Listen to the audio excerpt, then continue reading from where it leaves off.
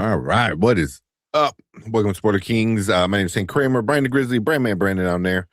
How was your guys' New Year? Did you do anything fun?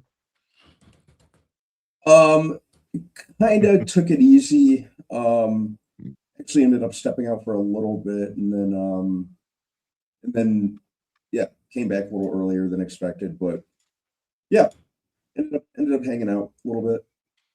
Nice. I don't think your microphone's working, man. Yeah. God damn this microphone situation. Remember we did it last time? Yeah. Hang on one second. Is that what you, Brian? Anything good?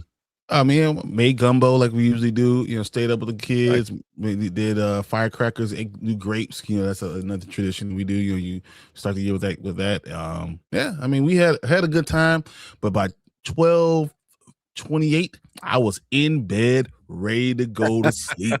I was like, let's go. And my kids are still going, blah, blah, blah, blah, blah.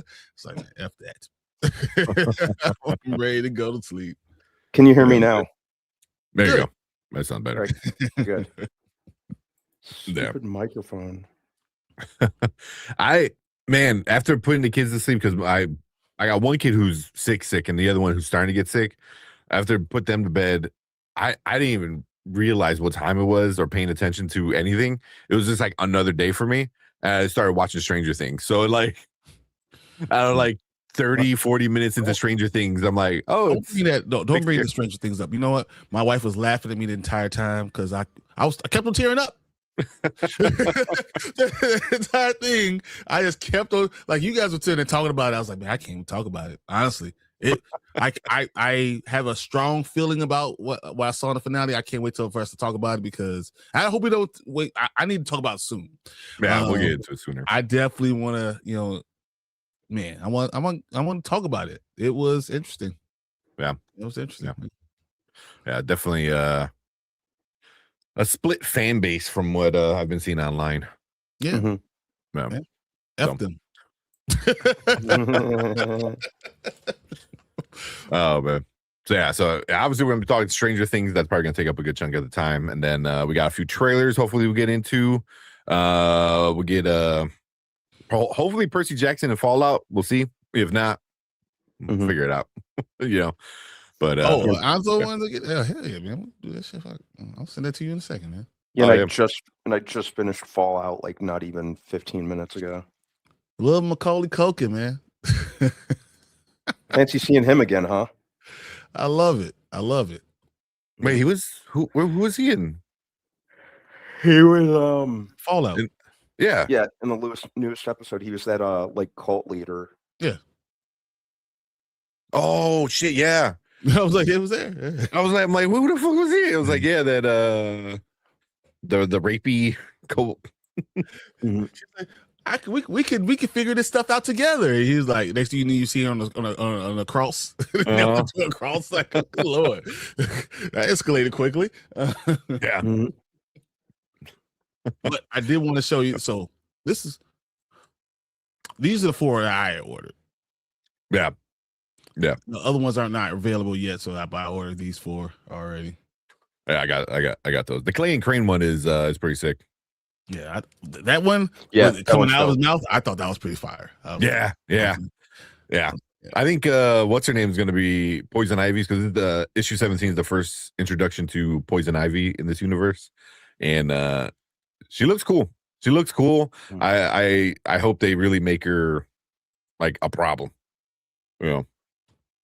I just wanted to last more than one issue. That's all. We get at least 2, because I think 17 and 18 is Poison Ivy, and then I think 19 is going to be Deathstroke. I think you're right. Yeah, coming up too. They got a lot.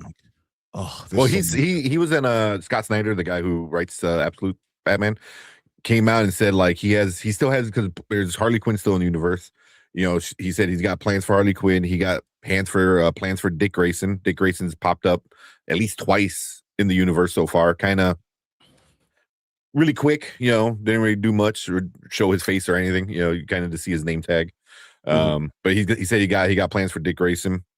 So, and obviously Joker hasn't even been a thing yet. So when Joker pops up, it's gonna be nothing than what he's about to be. He's gonna be a problem. Yeah. So anybody not reading Absolute Batman, man, it's so good. It's so good. Mm-hmm. It's so good. I mean, and then Marvel side, the Ultimate Universe is pretty much ending.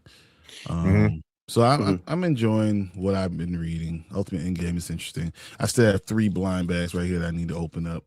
Of the other ones, I mean, I've gotten a 1-25 variant. I got a 1-50 variant. And then, nice.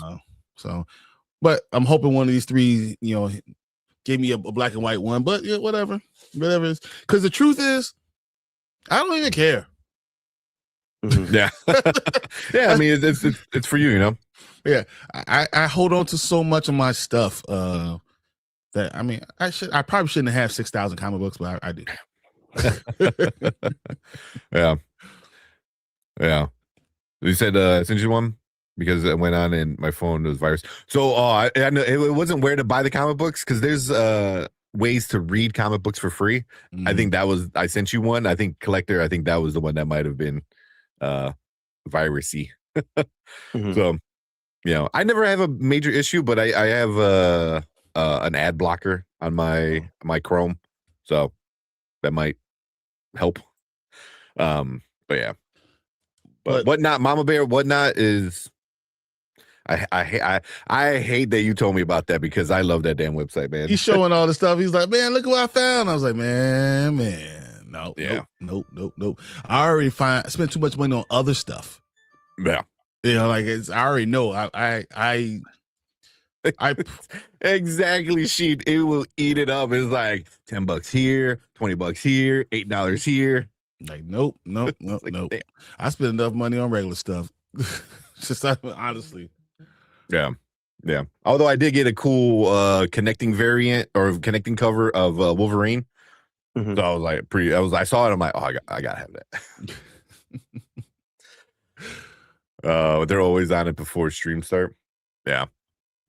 It's a problem. That's what he started it, and I'm not. Look, I'm already addicted to stuff, man. I'm good. I'm good. Yeah. I mean, if you look at my basement, come on, man.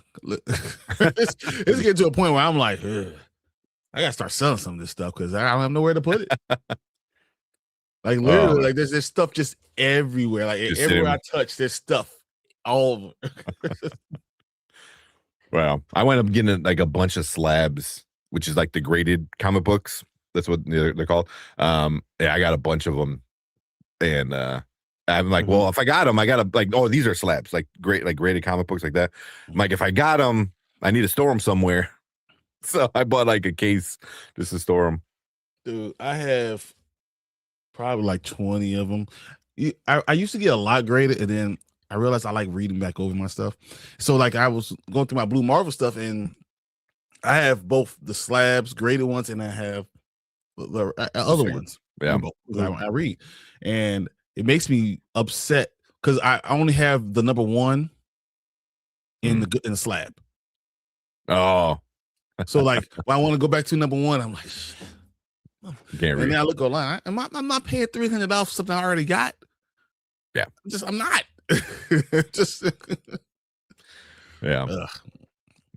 Yeah, some of those. That's why I talked to Kevin Gervaux. That's exactly why. Because I'm like, hey, give me a print. He's like, I don't have any more. Because what he was doing, because he was so mad at Marvel, he was signing them and sending them out if you just asked him. But now he has these other comic books that he's doing, so I'm buying some of those too. So yeah, that's cool. It's cool. It's fun. Yeah. That's what I've been hearing a lot. Like Marvel and DC are like not fun to work with. Exactly. But they're the 2 biggest, obviously. But if you create something and you work for Marvel, it's their property. So they're like, well, take it. So you want to take your toy and go home? They're like, no, that toy's mine. Drop that right there. Yeah. So, this sucks, man. Yeah. Oh man. Let's use in chat real quick and then we'll get this thing going. Oh man, let's go. So we've got Collector. So already started his reading list. It's 70 books. It's a That's a good number. lofty That's a lot. goal. I like it. It's a lot. First one is Obi-Wan when he was a Padawan. I like that. Sounds fun.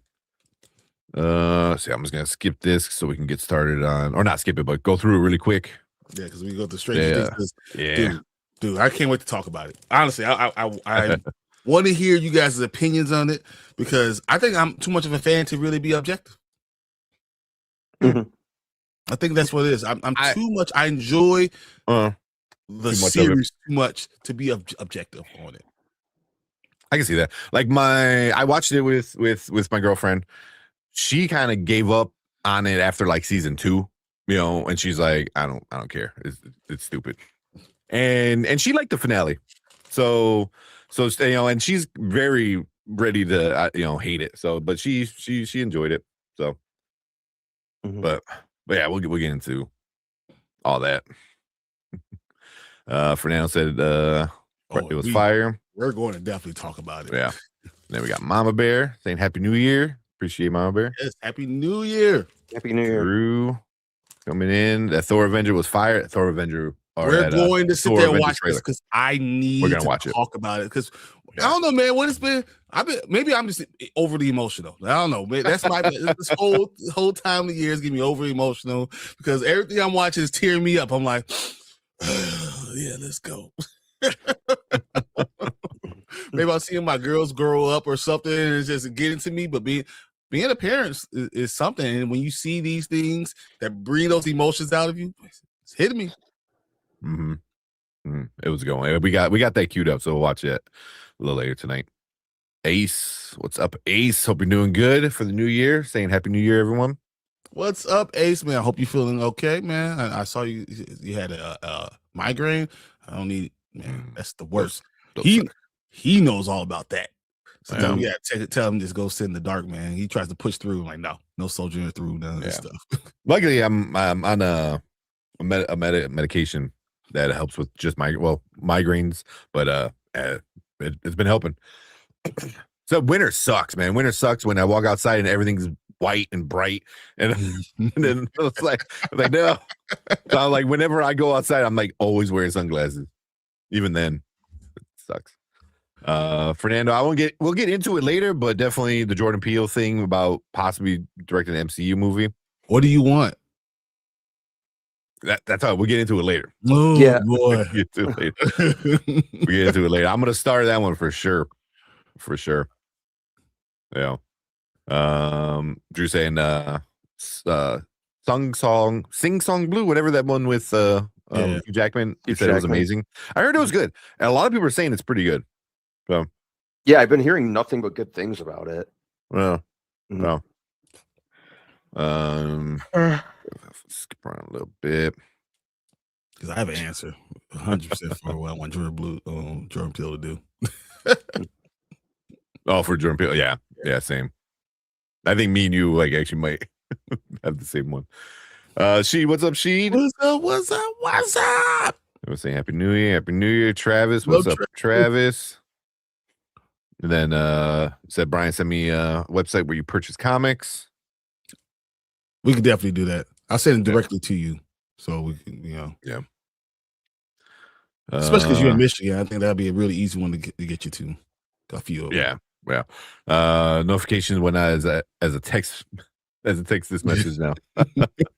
yeah. I'm like blah blah blah's live. I'm like, damn it, like because there's certain people I already know that I'm like, oh, I can get good deals with, and other people that I like have cool comics. It might not be good deals, but they have cool comics.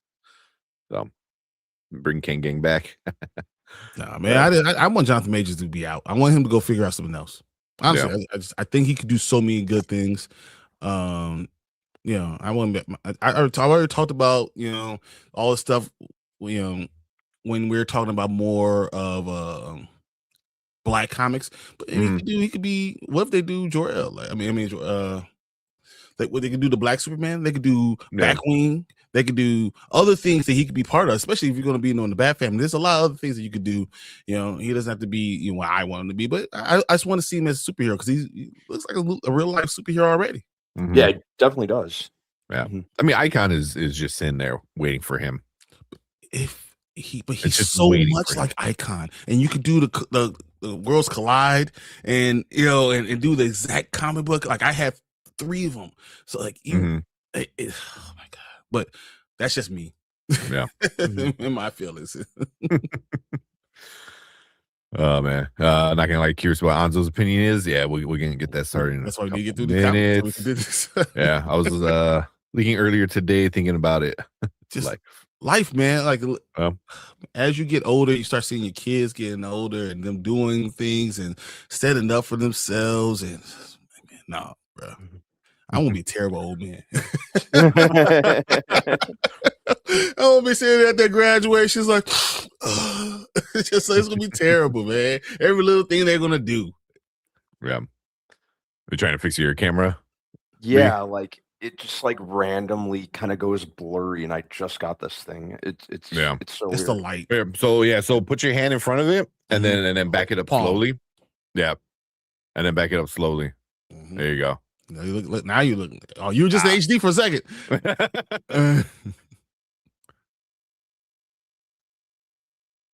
There you go. Yeah, you good. I would on mine it does it every so often, but you have to go into your camera settings and turn off autofocus. Yep. Because otherwise it's gonna constantly like every time there's different light or different whatever, it's constantly focusing. So but yeah. Oh man. But that's why if you ever see me and Brian ever do that, it's because like all of a sudden the camera just out. Yeah. Yeah. All right. Everyone's got the things about. I can't wait to talk Jordan about Peele. that. We'll talk about that. Let's about Jonathan Majors. Yeah, man. We want some Martin Luther King role. It's kind of funny, but come on. Oh man, Icon. It's Icon is perfect, but Yeah. Oh my god. Yeah. Wait until you see your child drive for the first time. Don't do that to me. No. Don't do that to me. I'm holding my sick son yesterday, and then just everything just went through my head. Like and I never think about that. I'm like I can't die. Like I need to get in super health. Like I want to see my grandkids. I was like and for me, like death was always like, when you die, I die. It sucks. Hopefully, things are in order and blah blah blah. But now it's like, I'm like, nope. I'm staring at him and his little booger face, fill the face, and he's like barely breathing because he's all congested. And I'm like, I love this little dickhead. I literally went to the gym today and we were doing our body fat mass stuff because I'm literally always thinking about this health stuff now because I just want to be as healthy as possible, last as long as I can. And I think it was at 14.6, and I was like, oh, not bad for an old man. And then I was like, man, I should put it on. That was on the normal, but I put it on the athlete. And then it dropped down to 12.8, and I was feeling real good about myself. I was like, oh, yeah. They're like, oh, yeah. But, the truth is I'm not an athlete anymore. So it's probably the other one. Yeah, you still got that. I mean, somebody who's like 6'3" and above, and doesn't, and it's not like fat, like that's definitely like athletic build. Oh man, I was trying to play racquetball today. Yeah. So I think you gotta live long and chase the little tank around the yard. Yeah, that's why I'm getting the knee surgeries, so I can run again. Sound like Derrick Rose, man. Nah, right? Knee surgery so I can walk. I can see my kids walk through get their diploma, man. Oh man, you gotta say, all right. We'll bring Anzo in. 100%. Get ready for some Stranger Things. Bring the man, the myth, the legend. Did this guy say There he is. old? Did this guy say old? I'm like, wait, what do you listen? When we're talking about old guys, all right, I take the cake. When you guys are lying on your couch and you stretch your legs and pull a muscle, then come talk to me. Then come talk to me. Oh man, I was just doing a little stretch. little stretch on my couch. Just a little stretch, and That that was it. thigh muscle bulged up, and I was like, oh. Yeah, no. So, thanks for having me. I Though. mean, Appreciate it. I do whatever I can to stay, not be old. You know, I know I'm getting old. I can see it happening. You know, so I do whatever I can. So I'm like, you know, I was deadlifting. I'm deadlifting 620 pounds. I can deadlift crazy stuff. And then the other day, I like got up and tweaked my back. I was like, oh, my back. You're just sweeping the wrong way. It's just like picking up No, but what getting the cookies out of the oven. I'm like, oh no, I'm done, man, down. what you're doing is right though. I always say, like, if you want to, like, you know, longevity, you start younger at a younger age, right? I'm trying to start now in 50s, but I should have started in 40s, stuff like that. So yeah, man, good job. This is the worst time, man, to start. I hate going to the gym right now because all the people that don't go to the gym want to come in the gym now. Get off my machine. I hate to give man that stuff. Talk to Brandman about that. Give it like a week. They'll be gone. Boy. Yeah. By the end of January, you're good. They'll be gone. Like they're looking at me like, you know, because I'm putting on 1 plate, 2 plates, 3 plates, 4 plates, and I'm looking at this dude next to me, and he has 1 plate, and he's doing this thing, like he's like benching, but he's not doing anything. He's moving his chest, and I'm like, what the hell is wrong with you? Leave. Go start off with push-ups. Do the right thing. You know, don't hurt yourself because then they don't want to listen to you. Like, no. Yeah. Do the right thing. Start doing push-ups and pull-ups. That's how you get back into the gym. Don't jump in trying to do weightlifting. That's the wrong thing to do. Mm-hmm. Drives me nuts. I hate it. Like, I'm gonna go back in. I'm gonna do this stuff. No. You find Brandman and get a trainer, personal trainer, you know, and then somebody who, because especially like if you've never been to the gym or if you haven't been there in a long time and you know you're never like truly comfortable, you got to have somebody who's gonna make sure you're not doing stuff that you're gonna hurt yourself with, you know. And a trainer is I grant it's more money, but I guarantee the couple $100 a month is nothing compared to, you know, the few $1,000s, you know, because you twisted your back and now you're forever, you know, screwed. You dropped the weight on your chest or any of the other things. I'm like, dude, you tearing things. Don't do that. Work with your body first. And most trainers have you work with your body first and then introduce you to things on the machines. Mm-hmm. Don't just jump onto machines. That's my public service announcement. Yeah. Listen to Brandman. He got it. Exactly. Exactly. Oh man, but there's our New Year's exercise advice. But yeah, man, we're gonna get into the Stranger Things finale. So if you haven't watched it, you know, maybe you might want to hit pause. I don't know if you can see the background a little bit behind us when that's gone. You know, it looks really good on the vertical one. Does it? Let me see. Yeah, because I was usually hide the vertical. Oh, yeah, it really does. Like we're in upside down. Are we on the vertical? I don't know. Did you even put it on the vertical? I don't. I love the vertical. I love the vertical one. No, I can't change it either. It sucks. Yeah, once you put it in, it is what it is. Yeah, because you have to get rid of it and then put it back in. No one wants to do that. No, it looks really good on the vertical, but yeah. But yeah, so if the background's behind us, then we're gonna be still talking about it. So full spoiler. So if you haven't watched it yet, and you want to keep spoiler free, if you want to hit mute or come back in a little bit, or if you don't care, whatever. But we're gonna get into like all the spoilers, and obviously this is the finale, so there's a lot of spoilers. Yeah, and this is almost 6 years coming, man. The man, the myth, the legend, the road to wisdom, Danny. So the twins are coming together. Oh, there we go. Oh, that's all right. There you go. You'll give me. There we go. Boom. When the twins activate. They'll contaminate you. Sheriff's office gym is private to employees only. Yes. Nice.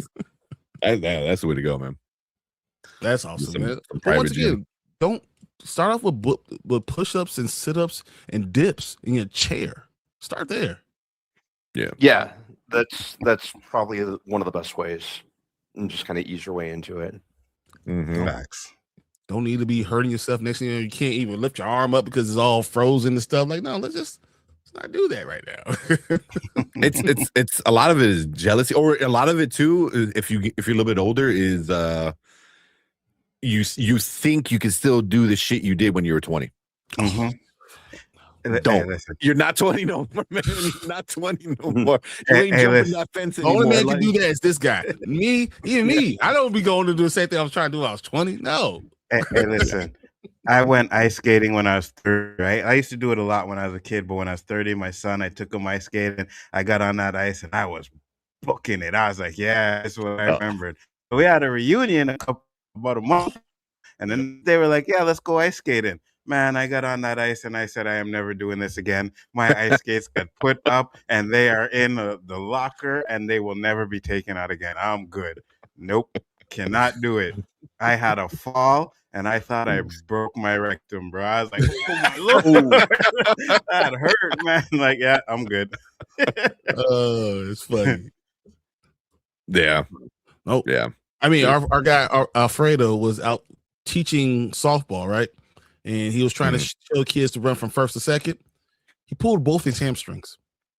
That's right. They both bruised. Like, how you compare both of them? That's crazy. Yeah, and he's just running. And he's showing like little leaguers. So I doubt he's even running at 100%, like really booking it. It's kind of like when the older you get, the better of an athlete you were. Oh man, back in my day, I was killing it. Like, no, you weren't. You think you still got it, right? Yeah, I still got it. Yep. Oh man, here let's play one for give him a bad Danny. one too. It's Danny. He has to get a horrible one. Yeah, he has to get a horrible one. How about a horrible one? Oh, here, since he's saying you guys have bad takes, this one seems about right. Everyone in this room is now dumber for having listened to it.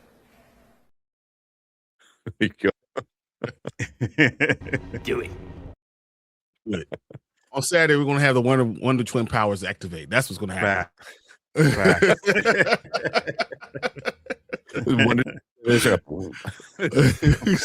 Form of an ego, and then another person's form of a pail of water, because they are the worst.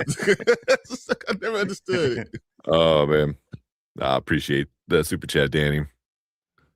It's a good way to start off the year. It really is. Yep. We got Tamika in the house. What's up, Tamika? Appreciate you coming in. I think that's about everybody. Cool. Starting a kettlebell workout in a couple weeks. Kettlebells are good. I like kettlebells. I always tell people, if you're going to start working out, make sure you check your food. So the things you put into your body matters probably even more than the whole workout. If you go on a calorie deficiency, like you start saying limiting yourself to 2,200 calories and working out, watch what happens to your body. just do that, and then do a regular walk and do some push-ups and sit-ups and limit yourself to 2,200 calories. Watch what happens. Cut soda out, cut the sugar Get out, rid of sugar, bread, salt. Yeah. Yeah. So, So, it's not form of hard nipple. Really? Just one. Most useless thing ever. It's just one nipple, so you just look like one of those candy dots. Like, what's that? You're not even like on a boob. Not on a boob. That's terrible. All right, let's get this thing going, because I'm sure we're gonna be talking about it for a little while. 100%. So let's go.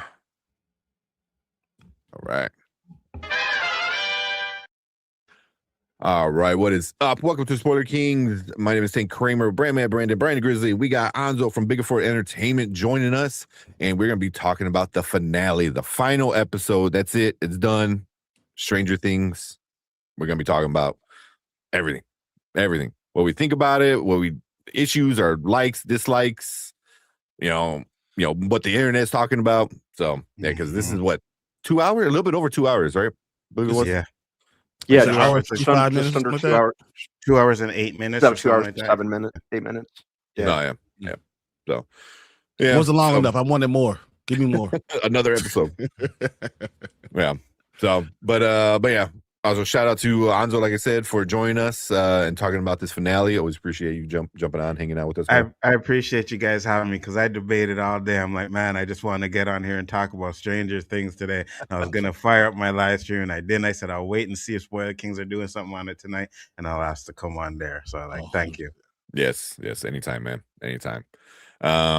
And then also before we go, make sure you check out Anzo and Brian on the Rewind Saturday mornings on both channels, Big Four Entertainment and Spoiler Kings.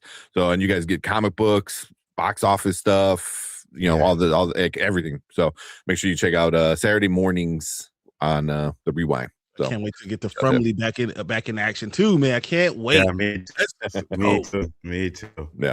Yeah. So, but yeah, like I said, we're gonna be getting into everything. Yeah, so if you haven't watched it, spoilers, just letting you guys know. But we'll start off with Anzo. What you think about the finale? How'd you like it? Oh, I know the chat's probably gonna hate me on this one, but no, I absolutely loved it. I thought it was a 10 out of 10. It was perfect.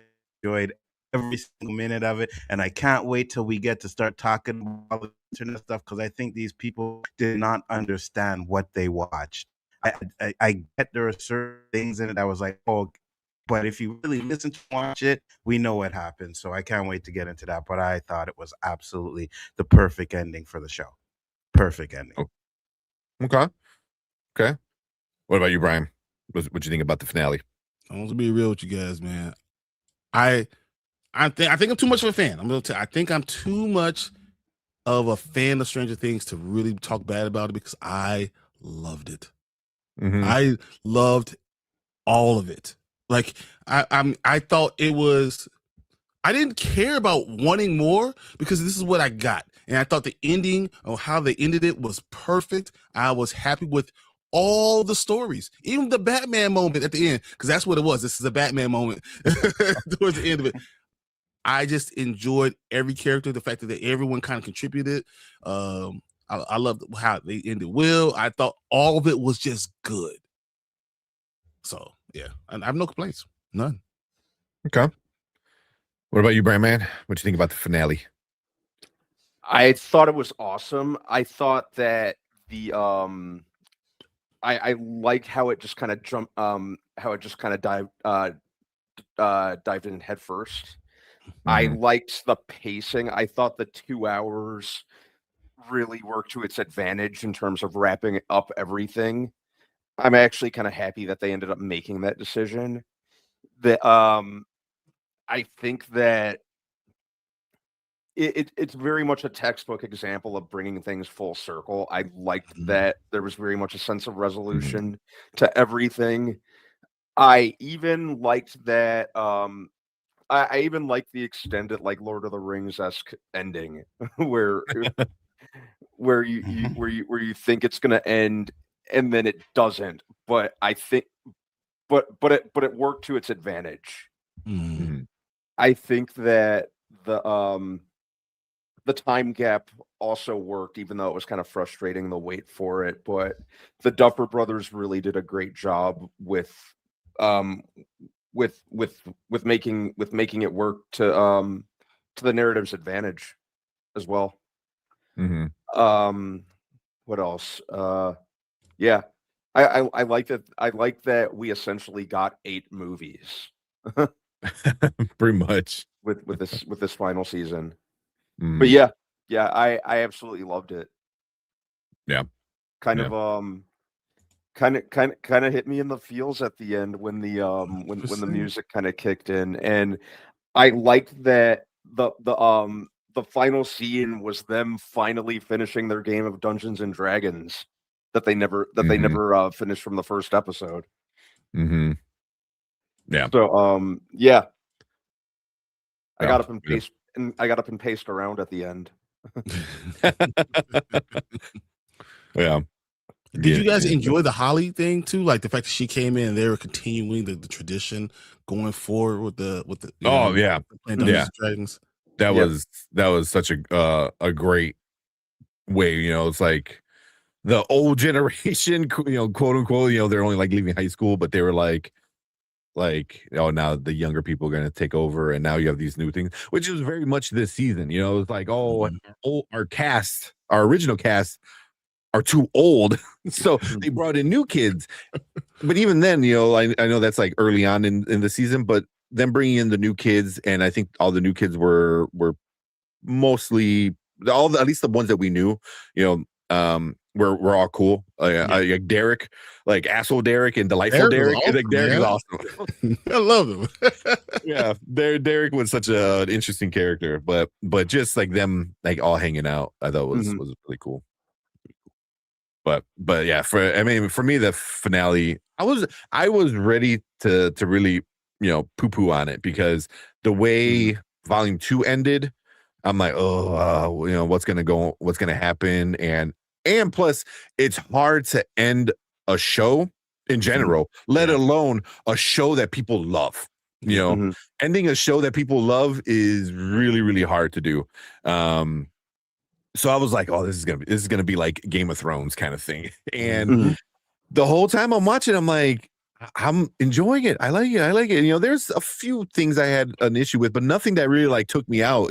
Like from beginning to end, I was just like, this is good. And then when it finished, I was like, I think I liked it, which was a surprise for me, because I didn't think I was. And I thought everything about it was fitting. The way the show was fitting. I'm glad, no one really died. I don't know if I'm glad or I didn't care that, no one that it made sense, because so many people were like, oh, blah blah blah, needs to die and blah blah blah. I was like, if it works for the story, but it depends on what story you're telling.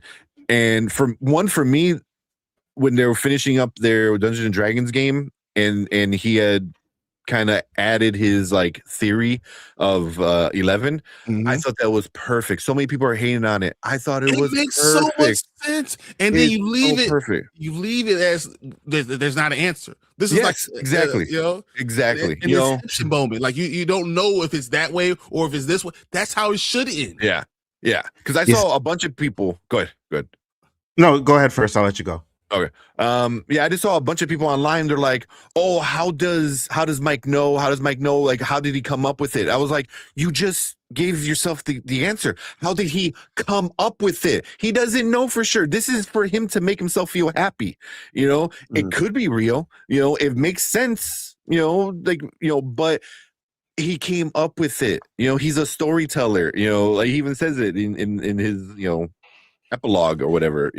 So I was like, you don't know. And I really, really loved that. I thought it was gonna be like a cheap cop out or something.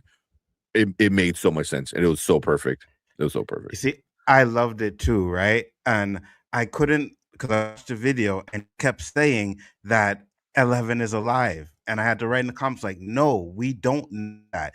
Technically, to me, I actually now, and I'm not going to say like, oh, I know for sure, because the writers could do okie doke and say, yeah, she survived. But the way it was going, the conversations that they had showed me that she actually died, right? It wouldn't have made sense for Mike to have known she was alive and then have that moment with Harper on the bench, right? She's alive. So why are you having this heartfelt moment about, oh my God, it was child? She's alive. So, and then when he's having the conversation about the story, because they call him the storyteller, right? She's like, hey, you're the storyteller. You can edit better than that. So they called him the storyteller. And then he created a story which went exactly with what Harper told. Instead of sitting around and wallowing in the decision, you can take the other and accept. And that conversation that he had at the end was his way of accepting. That's the way he coped with like that. Now, granted, like I said, that's what I got, but they could say she did survive. They could say that 100%. But to me, watch the show, I think, it's Batman. It's like when Alfred sees it. Did that really happen? Is that was really going on or not? It doesn't matter. We keep it, leaving it kind of open ended. Wherever you want to think of it, that's how it is. It doesn't have to be either, because the truth is, Kylie died, right? So we think we saw her hold her down, and she passed away. So how did Kylie make one more thing? I don't know, but he didn't know that. Mike didn't know that, so that's why like it's still up in the air. You don't know exactly how this works. So you either believe that Kylie that they faked this whole death thing, or they didn't. So it's one or the other, you know. And it doesn't matter. It's open ended because it's been a long ass show. Well, let's not just have it being straightforward. Let's enjoy the 9 years that we've had of this, right? Let's enjoy the 5 seasons of it, and let's leave it open ended in that way. I think I'm okay with it. Yeah, they even in that conversation around the table playing Dungeons and Dragons, he's like, I choose to believe, and they all go and they're like, I believe. So it's like they're telling you this is what they want to believe. If it's real or not, we don't know. We don't know. So it's do you believe? Do you want to believe 11 is alive? Then she's alive. Do you think she's dead? Then she's dead. You know what I mean? It's whatever you want to believe. It's literally a Dungeons and Dragons choose your own ending. You know what I mean? So it's like, exactly a Dungeons and Dragons choose your own ending. Choose your own ending. You know, I mean, and that's the whole one of the big premises about the whole thing. You know, but probably the best analogy. Like, yeah. But that is it. It's Dungeons and Dragons. Yeah, that's what it is. That's perfect. Exactly what you said. Yeah. So, sorry. Before we get going, that ending. So got some people saying, Anik was saying, I love the ending, had me in tears. Yeah, it was good. I heard a lot of people saying the same thing. Dude, you know what had me in tears? What's that? I'm like, the whole half of the movie, I'm like, of the show. I'm like, man. Yeah. I should be better now. Let me know if I am. But what I really enjoyed, like what had me in tears, was when Elle and Harper had the conversation. She's like, "You were my father, and you did this." I was like, "Oh yeah, I loved that scene." That was that was a good scene. Or she's like, let me choose me choose the right decision. You know what I mean? I was like, yeah, you know, and that's like part of being a parent too. Cause like once your kid gets older, it's like you guided them in hoping that they make the right decision, you know, but at the end of the day, they got to make it, you know? Yeah. So yeah. Tony said, I liked it. It was good. Mama Bear saying very satisfying finale. Yep. And then we got Cousin T saying, so he said, sorry, it felt rushed. Where were the Demigorgons? I always thought the Demigorgons were in the Upside Down. We weren't in the Upside Down in the final fight. That's true. But we also didn't see them with but Vecna wasn't using them because he wasn't really they weren't in the Upside Down. So who is he going to send the Demigorgons against? That's what I thought. Harper and them though. Harper and them were still in the Upside Down, right?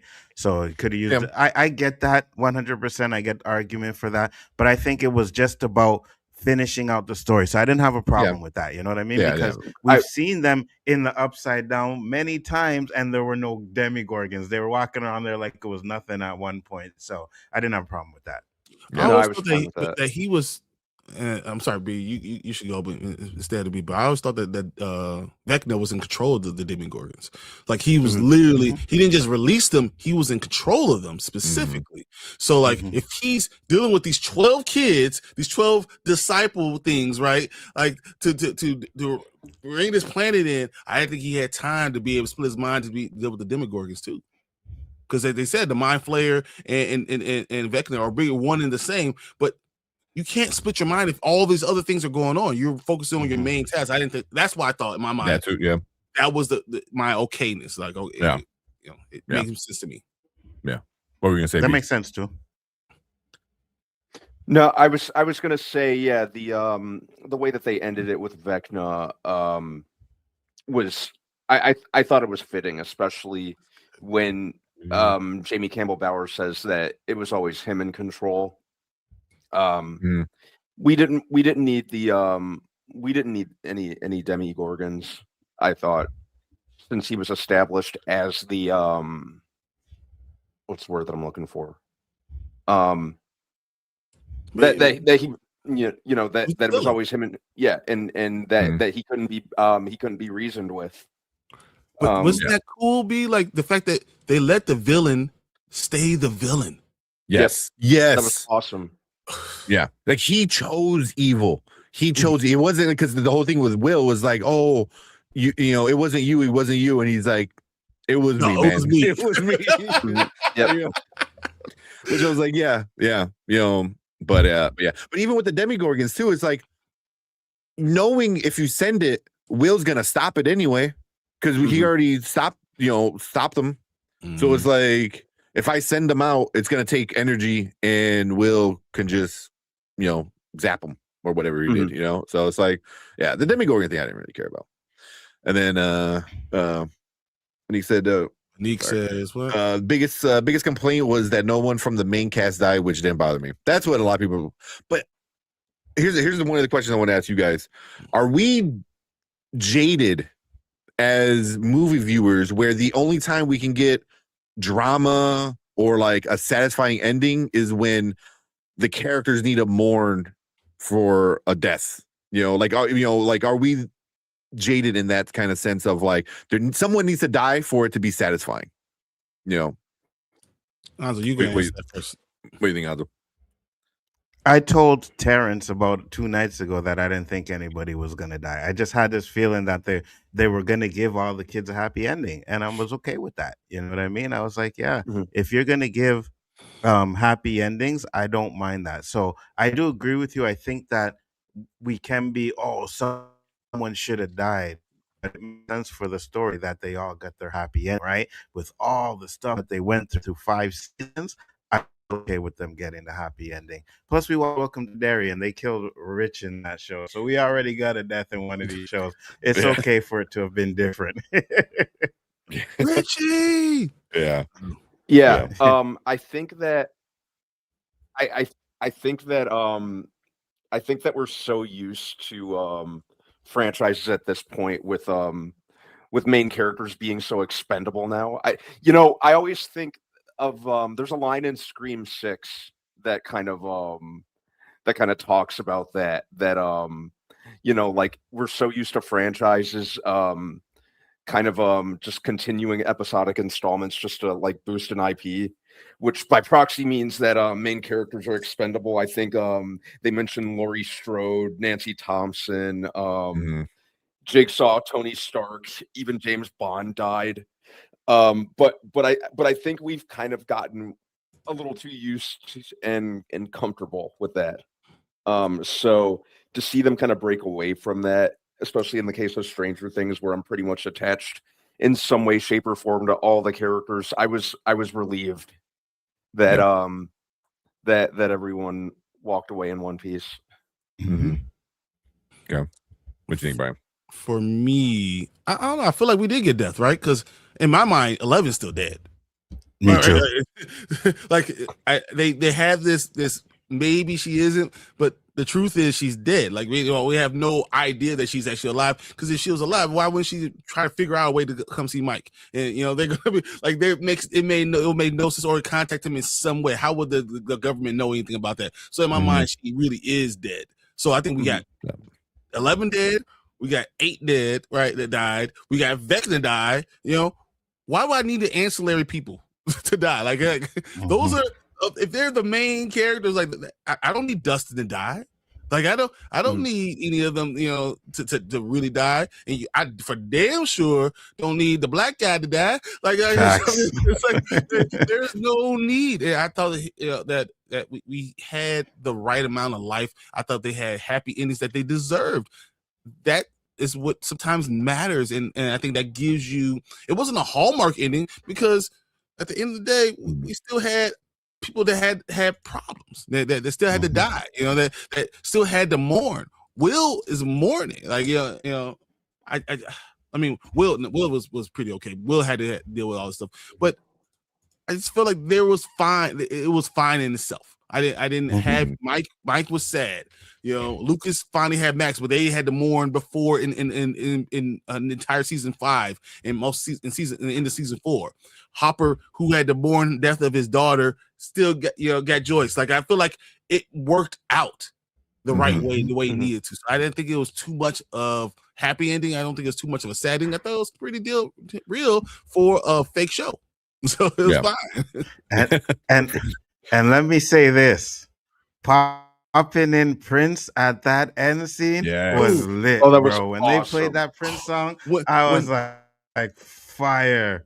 Purple Rain and When Doves Cry at the end of any show should make it a 10 out of 10. Automatically. Yes. I mean, Lord. For And- one, getting Prince's estate to even agree to it, Right? is an accomplishment. It's like, because his estate, even Prince, he wasn't giving out his stuff unless he knew it was like quality. You know what I mean? Like it had to be like the best of the best kind of stuff. So Mhm. yeah, for sure.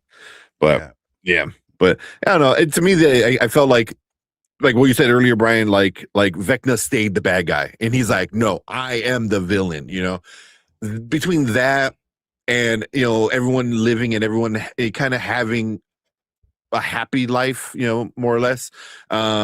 It felt very old school to me, and this is a whole 80s kind of movie, so it felt like the bad guy lost, the good guys won. There wasn't a lot lost, like Callie, like she died, but Everyone was like, oh, like, oh dang. Not- Granddad not- was like dancing. Not me. Like I kind of felt a little bad actually. Really? When Kali got it, just a little at first. She came across a little more sympathetic on this episode in She did. particular. Yeah. So yeah. But I didn't kind care of about the character. That's the Mhm. so like if I'm comparing to Dustin or to Steve or Hopper, maybe you could have killed Nancy, but so what? And She was- I she was always good. thought, and I always thought that they were gonna do the sympathetic Vecna thing, right? I was saying that for a long time, and then when it came up, I was like, "Oh, you see, it's coming up." And then they flipped it, Mhm. and he was like, "No, I didn't resist because I didn't want to." I said So that I was lit. chose I said, this. I'm glad they stuck that. Yeah, I'm glad they stuck Yeah. it that way. Yeah, I think the best possible way to do it is because that was a big theory where Vecna was gonna turn on the mind flare and join the kids and kind of thing. And I was like, I'm so glad he goes, nah, humans suck. They all need to die.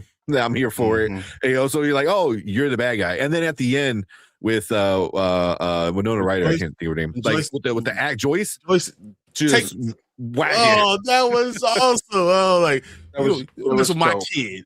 That was, because what would any Mhm. mother want? This is how the show started. Yeah. Her son was kidnapped, and she was the only one looking for her son.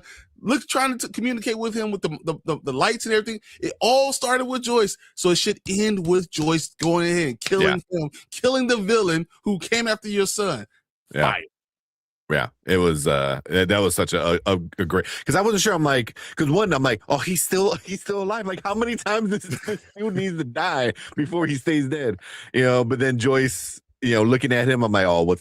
I thought he was gonna say something sappy, like, oh, I'm sorry, and she's like, F you. Wham. I was like, nice. With the axe. Mhm. That's With what the- I'm talking about. And it must have been a dull axe or something, because it took her a while. It took her a Yeah. while. Oh yeah, Yeah, that but- was messed up. Yeah. Of course, if Will felt Vecna's pain, that would have been messed up. Like bite down on his belt. Mhm. And you know what's funny too, right? Because when they got rid of the Vecna stuff, I looked at the time and I was like, wow, there's still a lot to go in this episode. And then they just wrapped everything up in a perfect bow to where I wasn't even bored with it. I enjoyed to see that they did that with every single character. And I was like, you see, this is the way that you end a series. This is exactly how you do it. If you want to give an epilogue where, you get to feel or see the futures into their stories, go right ahead. I thought it was perfect. Absolutely well done. Yeah. I see. What's up, Akers? What's up? I'm not producing anything, man. Besides like this What's going show, on, kind of. The lies. I was gonna say the lies. Look, you guys don't understand. With the beginning, when we were doing all this stuff, he was producing all of it. He was producing the sports stuff. He was producing this stuff. The lies he tells you. Don't let him tell me. I know the truth. I'll tell the people. But I'll tell you guys now all. it's all Ryan. No, I'm just Great. I'm just around everywhere. That's all. Oh man, said facts. Lucas just got his girl back. Him dying would have been messed up. There was no way. He was on no one's kill card. Yeah. Like there's no way. You Yeah. think you gonna kill the one black kid? Come on, man. By the way, And he Max and Lucas are relationship goals. That's probably my favorite fictional relationship is the two of them. It actually looked like because all the other ones looked forced, like it kind of like it just didn't make sense. That worked out. That looked like it was like Lucas and Max looked like, oh yeah, we're gonna be together forever. agreed. Yeah. Agreed. Hey, Lucas almost gave up his life for her. You know what I mean? Like, yeah. So I loved it. Yeah, perfect. Yeah. That whole romantic Same over there. subplot was always my favorite. Me too. On the series. It felt the most natural, and you'd think Sadie Sink and Caleb McLaughlin are an actual couple in real life. They play off 100%. each other so well. Also, Paramount Pictures rebooting TMNT 2028. I'm just saying Sadie Sink is right there. Cast her as April. You can't cast her as every redhead. That's the problem. She can't be every redhead. She's already gonna be Jean Grey and Madeline Pryor, and she's gonna be every redhead we want. She's probably if I won't say the winners from this show, it's gonna be her and the girl that play Holly. Because I believe that girl that play Holly is going to be a star. I guarantee to you guys that girl is going to be a star. Agreed. Yeah. Those are definitely. I mean, Finn Wolfhard, Mike. He's pretty big in Hollywood, more so behind the camera than in front of the camera. Even though he's coming back to the It franchise, he already said he's coming back to the It franchise. I don't know what but he's doing that. I mean, but behind the camera, we already saw. He's definitely come back to it. But I mean, but shit, now he looks like Bill Hader. Like he doesn't look Bill Hader. He's an adult. He does. He does kind of look like Bill Hader. Yes. Yeah. But he's big behind the camera. Like he's been doing a lot of like producing and writing and stuff like that. But yeah, definitely Sadie Sink is gonna be somebody. I think she's gonna be way bigger than Millie Bobby Brown. I think 100%. we're gonna look at that 10 years away from then. Sadie Sink is gonna be like going up there for Oscars, and Millie Bobby Brown's gonna have her fourth kid, and they're gonna both be happy for what they're doing. And that's what they. Your goals doesn't have to be my goal. Yeah. Also, as much as I love the 11 character, Millie Bobby Brown isn't that great of an actress. Like I agree. She doesn't have to be. She barely knew words at the beginning. That's she just had to do the look and eat waffles. What else do you want her to do? Like, she doesn't have to be this unbelievable actress. She just has to be, be staying real good and point. She got it. That's it. Hey, listen, that scene where 11 first pops in and she does the jump and then rips open his chest and jump. I thought that was so good. I was like, man, like, I was invested. And when I saw, okay, so first off, no, we lost it. My flare, you know what I that right away. So yeah. But I enjoyed it. We lost you. I'm still didn't really hear anything. Okay. It sounded like we were going to say it was going to be good. I know, I wasn't. He was hyped. We'll say the castle. Oh. Nope. Sorry, man. Come back. Let me see. Come back. Yeah, go ahead. Yeah. All right. Why did it? No, but I think what he was saying was going to make a lot of sense. Oh. Yeah. That scene was so great. Like, and it was like, I would give it as one of the most cinematic shots in all of the show, where you have the mind flare and then you have her just running. I was like, okay, that's pretty good, man. That's pretty. And then she's jumping up, and dude, it was so good. Like, they did a great job with this damn show. I hate people being hating just for no reason. Don't hate just to hate. Give me some good reasons. That if you want to tell me that you feel like some of the characters should have been around more, fine. If you thought that Erica Sinclair should have been there, cool. But I thought that it's obvious that she is too smart to be caught up in all this stuff, so she wouldn't be in no damn Dungeons and Dragons thing because she's gonna be too smart. She could be a fucking genius. Like she's gonna rule. She could go run for a congresswoman. I think that's what her future's gonna have. So I didn't think that she needed to be there. And then her working with Dustin and Dustin doing what he did at the graduation was perfect for him. All those things were perfect for the character. Well, he did what Eddie said he wanted to do. He said he was gonna snatch the diploma, flip the bird off to the principal, this and that. So it was like it was such a good tribute to Eddie, and it was especially more of a thing where like if you know. So yeah, I thought it was great. And I even looked at it as a callback to like 80s like John Hughes films. Yes. The references to a lot of 80s cinema was prominent throughout, and what better way to end it, and who better for that monologue to come from than Dustin. Yeah, 100%. Are you good, Anzo? Are you good? I think so. Am I? You're frozen. You're frozen, but you sound I am good. frozen? Yeah, you sound good though. Okay, as long as you can hear me, I have no idea what's going on right now, but this thing is acting up tonight. At least you're not making a face on the frozen screen.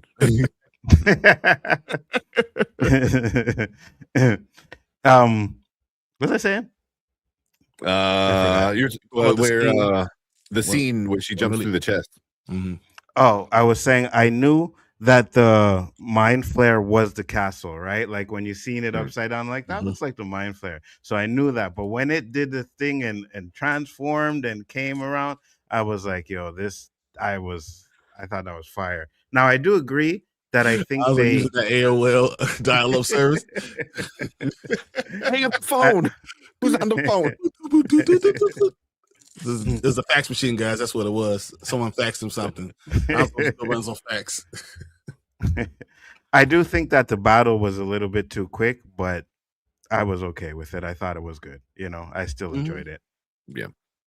I saw Cousin T said the same thing, and that's a legitimate, I think, like argument where you're like, it should have been longer, but I didn't have too much of an issue with it because now he kind of split his mind into two, whereas the Mind Flayer and Vecna. So, they're all messing with the Mind Flayer, and then obviously he's gonna feel it.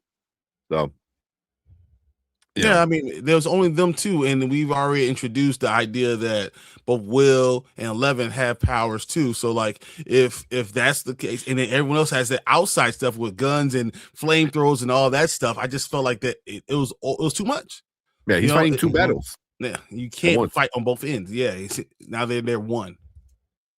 Yeah, agreed. And I see a lot of people were complaining about that being too quick, and I'm like, but it kind of makes sense, right?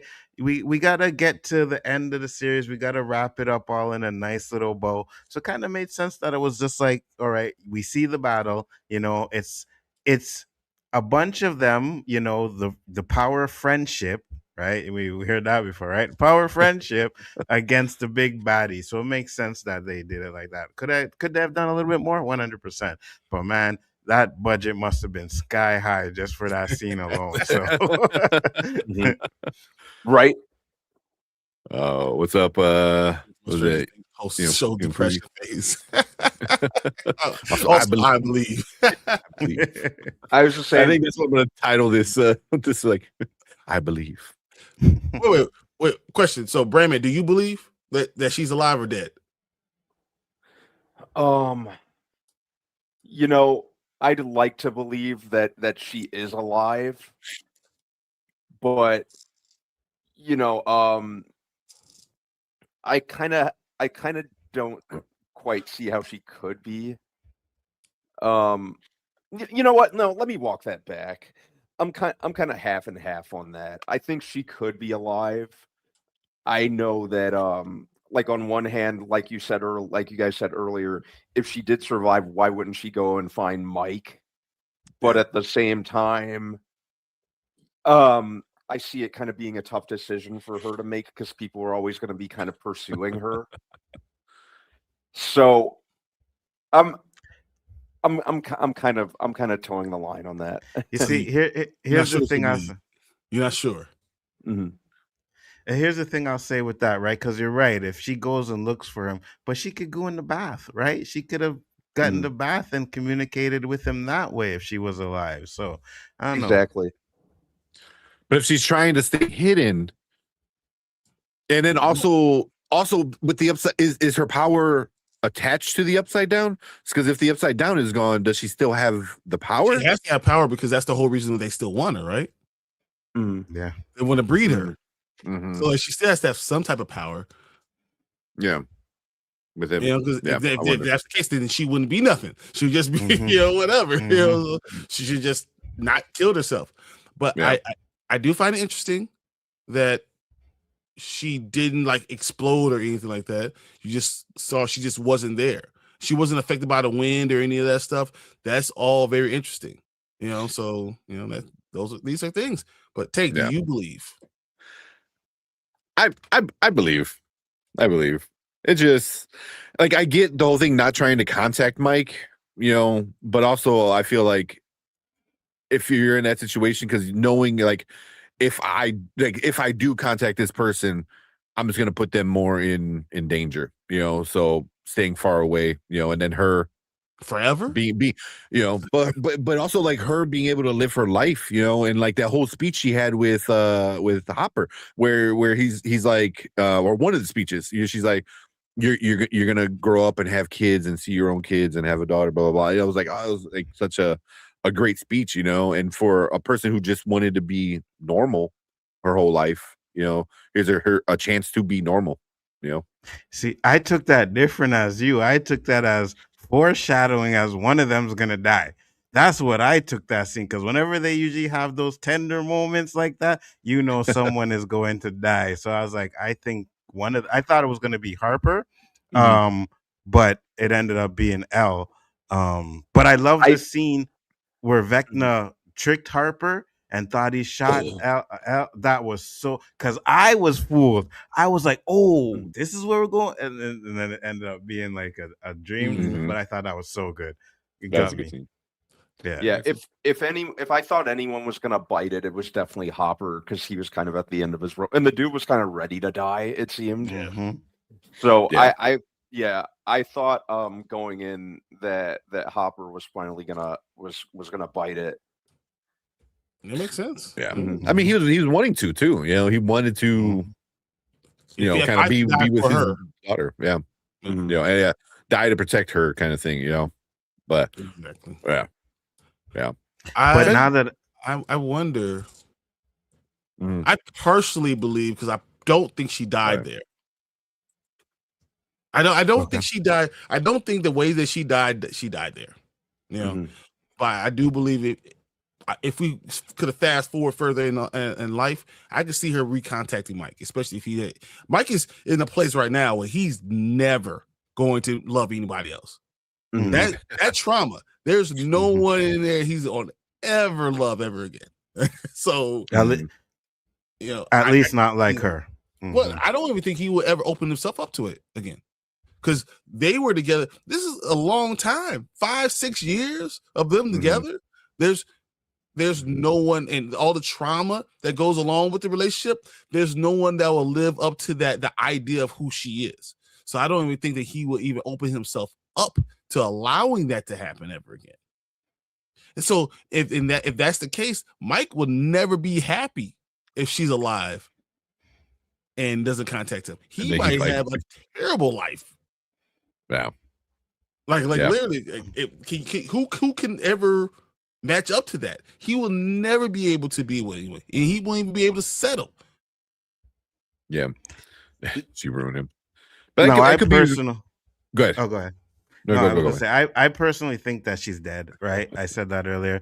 Because It just the way the conversations were. A lot of the conversations were had me believing that she was actually dead, right? But now you could, and I started thinking about when Brian was talking, you could actually say, well, she did survive. It's just not the way that Mike told the story, right? So he still doesn't know she's alive. He's just still doing that, but she actually did survive. So you could do something like that. But for me, I I like the fact that they did the like if she would have survived, she would have survived. But I like the fact that they actually did say, she died and showed that she died or whatever, and then made Mike kind of cope with it by creating his own story to cope with her death. So I like that, and I hope they stick with that, right? But they could change it. There's I don't supposed to want be a them to do it. spin-off coming, so This is the Inception spinning top. yeah. Let this be let it spin, and let's not Yeah. talk about it. And everyone can believe what they want to believe, and let it be that way. Yeah. I agree. You know, but I will say this: there's something I did not necessarily love. I was so tired of Nancy Wheeler. You tell me we want to spin off? I was done with her. Like, dude, she's the most overrated kid. I mean, what are you guys fighting over? Steve, come on, man. Is she getting a spin-off? Talking about her having her own detective type of thing. That was the talks of her getting a spinoff of that. I don't care about her. Yeah, that's what she said. I left college Emerson. I left Emerson to go and become a reporter. And she was, I don't care about her. Like, cool, but yeah, she's not. Yeah. One thing I'll say too is, like, I know Joyce ended up getting to cut off Vecna's head at the end, which was fire. But at one point, I didn't even realize she was in that fight with them. You know what I mean? Like, they didn't show her like in that fight with them. I was like, wait, where's Joyce? When they went to the montage of them, trying to take care of she's not there. Like, you see Lucas, you see Mike, you see Will, you see all of them doing something, and Joyce isn't there. And then all of a sudden, Joyce popped up, and I was like, oh, yeah, she didn't really have much to do in this episode. She got to do the killing at the end, but other than that, she did not do nothing. I completely forgot about her. I think I don't think Will was in that, because remember, Will stopped, like, as they were walking. Will stopped, and he was getting like the visions, and then Joyce stayed with Will. Stayed with him. Yeah, stayed with him. So I don't think either of them were in that big mind flare battle. And then they just showed up. But then all of a sudden, no, he had the eyes, and he saw through the mind flare. He was able to then, do it. Like, he stop what's his name? Yeah. So that was Joyce was with Will. Yeah. Because they came later. Yeah, she really didn't do much. You know what I mean? So she really wasn't even in this episode that much. She was at the end.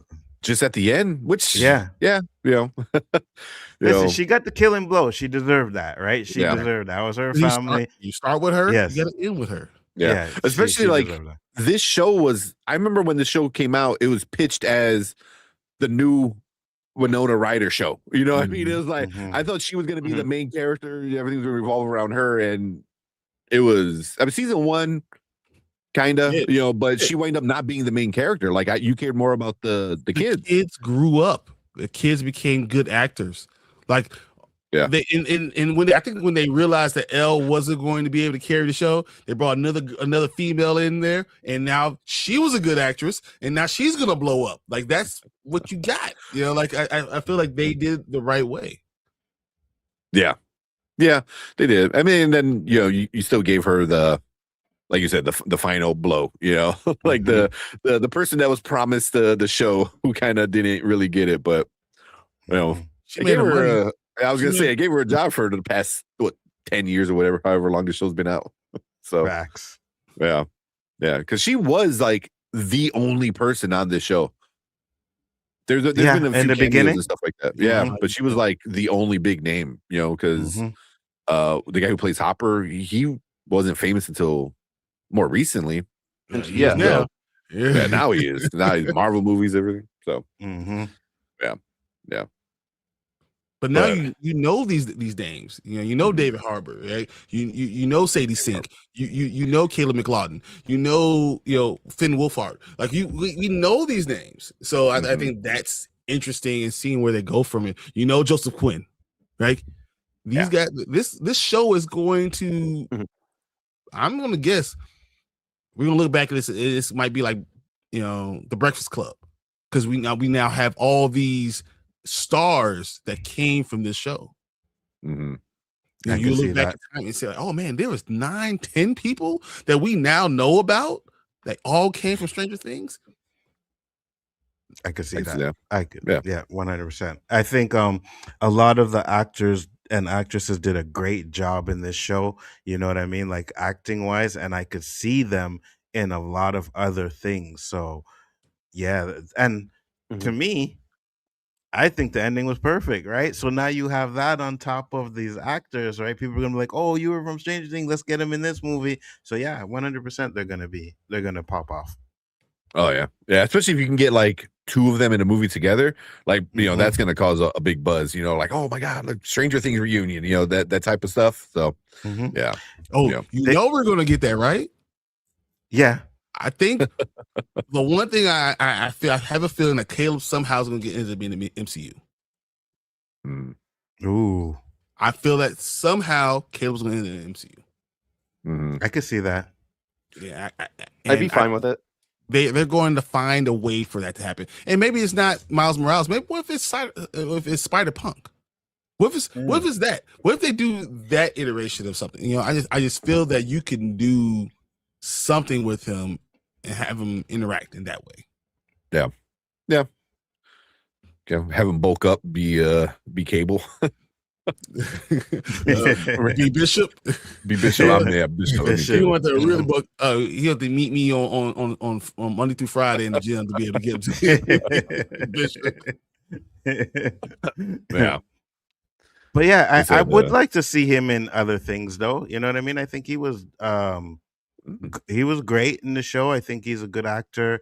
Sadie Sink, she's gonna be in there, so I would like to see them more. Like that's what I am. Like that's why sometimes when we talk about movies, it's like let's get an unknown in there, right? See what they can do with the character, and maybe propel an unknown actor to levels that he probably wouldn't have got to if he got that role. So I like the idea of bringing in nobodies, like you don't know them, to do certain roles. So not saying these guys are nobodies, but when it comes to big screen adaptations, they're not really, you know what I mean? They're all TV stuff. So put them in big screen, see what they could do. Yeah. Yeah. I want to go to a couple comments I missed a little earlier. Delta Dan said, I wasn't expecting the win for the kids to happen so quick, so I thought it was over, and we had like 40 plus minutes of wrap up. Loved it. Yeah. Everyone got their ending. And I thought that was probably for the best way to do it. Except Mike. Mike, he got screwed over. Well, no, I mean he said it made it seem like he's gonna write a lot.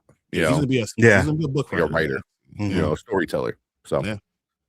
And then he's gonna go out to some secluded place, and then he's gonna see while he's sitting there drinking tea in the middle of whatever. You'll see Els gonna show.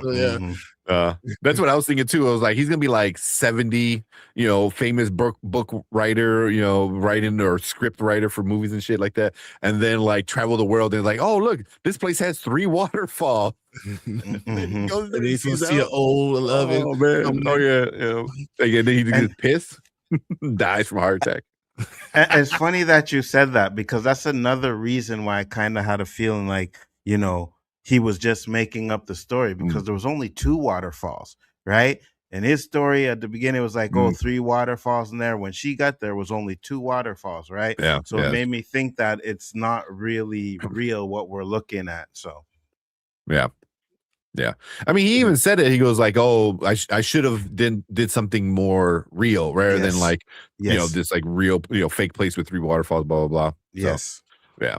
Hey, what if I told you the 11, because she had got a warrior's death, and she was granted access into Valhalla, and what she really was in Valhalla.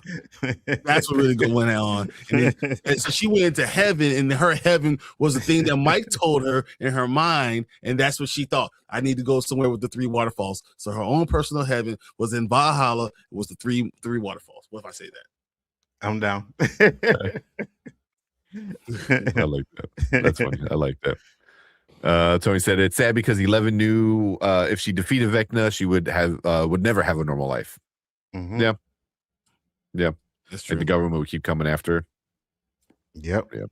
It's Yeah. the real villain, guys. The real villain is the government. Oh, facts. In every 100%. Yeah. Yeah. Said Nika said I went to the theater to see it last night. Everyone in the theater was clapping at the end Of the film. at the end of the film. Yeah. Mm. Yeah. That's what I heard. People were saying like so much, like when Derek, gave the little finger and said, suck it. Oh to yeah, Vecna. suck my chubby. people, Yes. yeah, I heard people in the theaters were losing their mind, just like going crazy. So that'd have been fun. 100%. I was dying when he said that at home too. Rewinded it again. I thought it was funny. I was like, perfect time to be asshole. Derek. Yeah, Dipshit Derek. Dipshit. There you go. I can think of it. Yeah. So here, before we get going, did you guys have any issues with it? Like, was there something where you're like, okay, because we all love it, we all like it and stuff, but were there any like problems where you're like, I wish they done this? What do you think, Gonzo?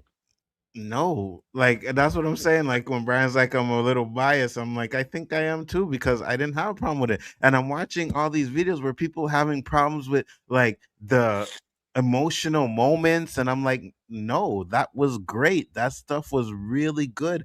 And it made sense that you're going to have these emotional moments before a big fight, because you don't know what the outcome of this fight is going to be. You may not see that person forever after that, right? So I enjoyed all of that. And then I seen someone complaining about it was when Will was doing the Vecna stuff and he was trying to talk to Vecna, and they're like, oh, why are you talking to him? Because they were trying to convince him, but when he couldn't, he snapped off Vecna's arm, right? Exactly. So it's not like Yeah. So that's what I'm saying. Like some of the complaints I was listening to, and I just like I did not understand them. I think some of the complaints are people just wanting to complain about certain things, because we've had so many shows that have ended and have not hit the landing. Like a lot of them have not hit the landing, and this show did what it was supposed to do to hit the landing. So I had no issues with it whatsoever. Okay. What about you, Brian? Any issues? I didn't care about Nancy. I didn't care about the whole Nancy, breaking up and all that stuff. With the shoulder pad jacket. Why did she look just like she was Rambo? Oh my God. I couldn't believe it. I was like, why are you dressed exactly like Rambo for real the entire time? Like, I did not care about her. I didn't see her as any leader at all. So I was like, whatever. But she was there, not there. I didn't really care. Jonathan being them deciding they're going to meet every month no matter what. I thought that was kind of weird. That was it. That's one thing. If the main cast said that we were going to meet for every month, I thought that was fine.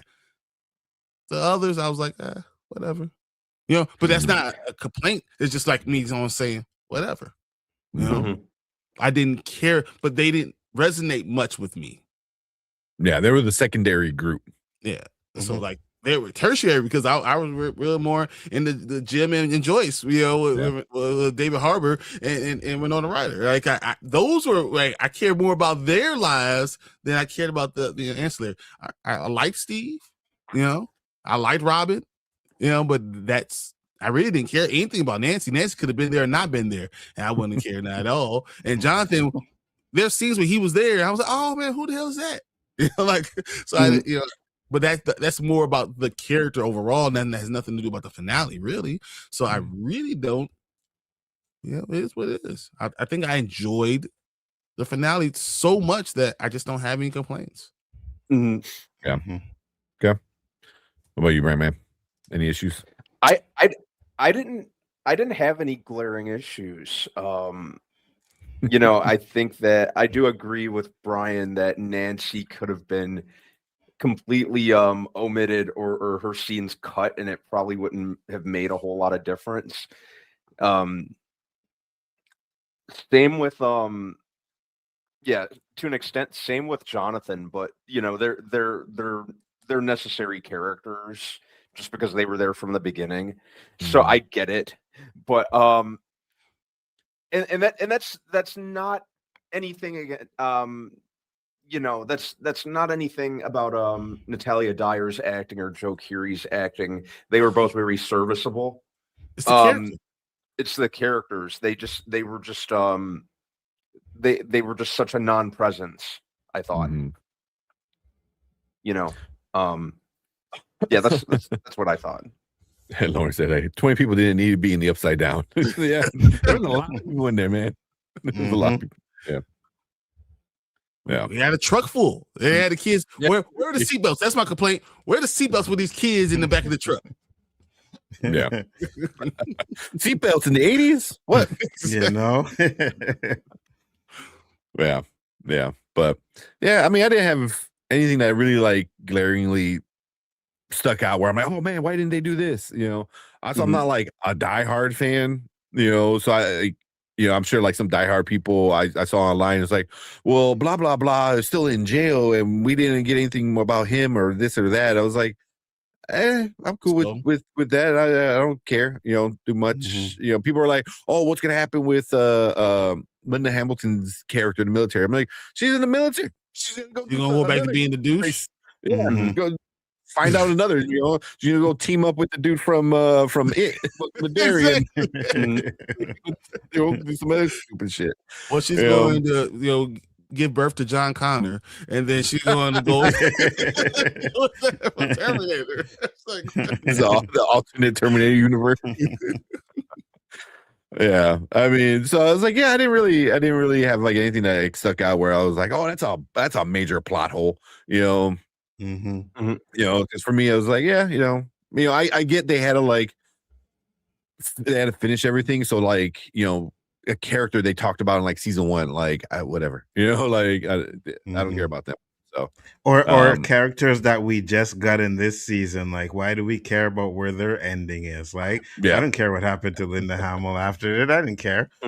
One thing I will say though is when they got to the abyss, right? The abyss, when they got up there, how did they know where to go to find the mind flare? You know what I mean? Like that was the part I was like, in the desert. Yeah, they just walk in and they come across it. I was like, okay, well, that's a little bit, but I get it. Yeah. The only one that had been there at that time was Max, right? Yeah. So how did that was it. It was just Max and technically Holly. Well, I guess they had Will, right? Will would be like he could feel where Vecna is. A Vecna detector or whatever, maybe. Yeah. Maybe, I don't know. They really didn't explain it. Yeah, but that's just movie. Yeah, movie stuff, whatever. It's nothing to make me complain. Yeah. But those are the little things that certain people are complaining about. And I'm like, just enjoy it for what it is. We see stuff like that all the time in movies. So why are we now going to use this against the Stranger Things finale when they do it all the time? I don't like that. Yeah. I'm bringing up the Mind Flayer. There's one thing I wanted to ask you guys that I forgot to ask earlier was, did you mind the redesign, I guess, of the Mind Flayer from previous seasons to this season? Like they didn't really tell you why he looked so different from the previous seasons to this season, where he looks very talking about Vecna or the Mind Flayer. The Mind Flayer. We've seen the Mind Flayer before. It was kind of like a shadow silhouette kind of thing, and he wasn't all spiky like that. He had like a longer head, kind of look, stuff like that. So I know I did see some people complain about that online, like, oh, why did they redesign it? It was like they redesigned Vecna, so why would you care about even redesigning the Mind Flayer? Like how did the Mind Flayer die or this or that? I was like, make up a story. Be like Mike. Make up a story in your head. And then watch the show, because it tells you that he says we are one, right? We're together. So you kill one, you kill the other, right? And that's what I liked about it. I didn't think about that. So when one died, the other one had died. And that's actually what Weekend Vecna was, them hurting the Mind Flayer in that world. Yes, that's what 100%. And not to mention the fact that, when we were talking about them being together, they say, oh, if you hurt one, we hurt the other because of the hive mind, right? Mhm. They said it. They explained it in the show. Yes. And Yeah. they also said that, one wasn't controlling the other. It wasn't like that. The Mind Flayer wasn't controlling Vecna. Vecna wasn't controlling the Mind Flayer. They were pretty much linked together. Like, watch the show, guys. It tells you. He said they chose it. He said, I'm his vessel. That we're together. Yes. We're the one. Yes. We're one and the same. He didn't trick me. Like, Yeah. That's us from Mama Bear. She goes, if Hanzo was telling you just enjoy, you're acting goofy. Wait. You're really wrong. Yes, I tell people to enjoy things all the time, just not the Nolan Batman movies. All right, that's what I'm saying. That's a step too far. the hate comes back, guys. The hate There comes it is. back. There it is. That's what we need to make a clip. It's like, good, embrace your hatred. Get that clip. I love that. I love that. Yeah. But man, unless you guys got anything else, I can't think of anything else. We kind of touched on a lot of it. This is 9 years in the making, guys. I mean, it started in 2016. It's now officially 2026. Like, this was a long time in the making. They needed to have extra time at the end to show what happens to people's lives. Facts. That was perfect. And then we're complaining about things that it would have made it 2.5 hours. This would have been a 3-hour month. If you were never going to get everything you wanted out of it. I think they did a great job with storytelling. This was not a Game of Thrones ending. This was not this doesn't make any damn sense. They stayed true to the characters. So at the end of the day, shut up and enjoy it. Agreed. Yeah. That's right. I like something, guys. All right. There's a show out there that I like. All right. Just so you know. We need like confetti to come out from the side. Like, we all years. We've been waiting. Yes, we did it. Fireworks and confetti. Yeah, exactly. Yeah. But I mean, and also the main story is done, but we're gonna get spin-offs. The Duffer Brothers already said the stone in the briefcase that we saw on this is that's gonna be important to the spin-offs. We're getting the cartoon animated side story kind of stuff coming shortly as well. So we're done with the main story, but we're not done with this universe yet. So we're still gonna get a lot more stuff, which I'm interested in. I want to see it's going to be interesting. And I told you that we had the Nancy. She's going to have the thing. It's going to be her and Robin trying to figure out what happened in the town in between season 4 and 5. That like all that stuff is going to be interesting, and we're going to have those spinoffs in. Yeah, we'll enjoy it. Yeah. And I heard one of the spinoffs they're supposed to have is in the same universe, but totally like different town, different kids, and everything like that. So I would love to see how they tie something like that into the original show. So yeah, I'm down. Yeah. Give me more Stranger Things. Yeah, for sure. So the last 40 minutes epilogue, people can't handle happy endings. I think that's what it is. People want death to feel satisfied, and it's just happy ending. I love epilogues because I like lit RPG. Like I enjoy that, and have an epilogue at the end of a story wraps it all up. The things that you followed characters for a long time, you feel like you know them. Not that's actors, you know the characters, and you want to know what actually happened. At the end of Harry Potter, if you didn't have that little stuff at the end, people will lose their damn mind. Like you need to know a little bit about what's going on in the future, just to ease your love for them, because you're going to be missing. Like that's a friend that I'm no longer going to have. This did it. It did it well, and I'm happy with it. Me too. Exactly. All right. So we'll finish that there. We'll get into some more comments in a little bit, but I think we're going to end that there. But yeah, man, we appreciate all you guys coming in, hanging out with us. We appreciate Anzo coming in, letting us know what you think about the Stranger Things finale. So, but despite what the internet says, we all liked it.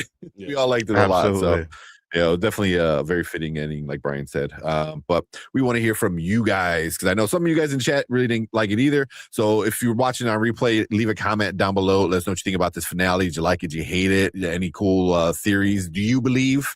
We want to know. And make sure you guys hit that like button, hit that subscribe button right down there, and come and join us when we do other TV reviews like this one, trailer reactions, movie reviews, other fun, nerdy stuff. Appreciate all you guys coming in the live chat. We want you guys to stick around because we're going to move on to our next topic for the night. Right. As I said, I don't want animation. Am I the only one? When you guys played the last episode, did you guys play the whole entrance, the whole beginning with the song and everything, the Stranger Things? Yeah. Oh yeah. I played all of it. I didn't skip I that. didn't even skip the recap, you know? I wanted to enjoy the entire thing. I was like, oh, this might be the last time I watch this. I want this all to kind of just all play through. Feel it one last time. The cartoon looks trash. They don't even get the original cast to voice the characters. I feel like it's an in-between kind of thing. It's like, oh, we need something to satisfy viewers until we get the spin-offs going. That's what it feels like. I think they didn't want to pay them the money that would have cost to have them voice the characters. Mm-hmm. Do you understand how much money they made in this last season? All the money they didn't make in those first two, they made up for it. Yeah. And I don't think you need to have the original cast as long as they sound a little bit close. I'm okay with that. You know what I mean? I'm okay. I'd be fine with that. Mm-hmm. Yeah.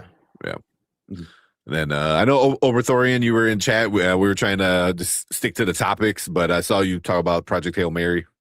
And then in our trailer reaction, we talk about Ryan Gosling, about he's Hollywood nerd. So he's too handsome. I think he's too pretty. That's a problem. Yeah, he's too pretty. Handsome. But I don't like it. But you know, I'm telling you, it should have been Colin Hanks. That's who it should have been. That would have been perfect. That would have been perfect. Yeah. But yeah. Oh man. Well, guys, thank you for having me for that. Appreciate it. No appreciate you coming in, man. No problem, dude. As always. Let you guys get back to your show. Chat. You guys will see us on the rewind Saturday. Yep, Saturday. Give me 120 pounds. I could turn back into a pail of water. Oh yeah, there we go. When did it's such a horrible name. Have a good one, guys. Take care. All right, later, man. You too, man. Peace. See ya. Oh man. But yeah. I was honestly, man, I was really ready to poo-poo all over this finale. Like, it's gonna suck. Like nothing about it got me like too hyped. I'm like, I don't think they're gonna land it. You know, there's a lot that they got to do, and dude, they did it. They did that damn thing. Yeah, like I said, because I didn't like part 2. I know a lot of people did like. I didn't like part 2.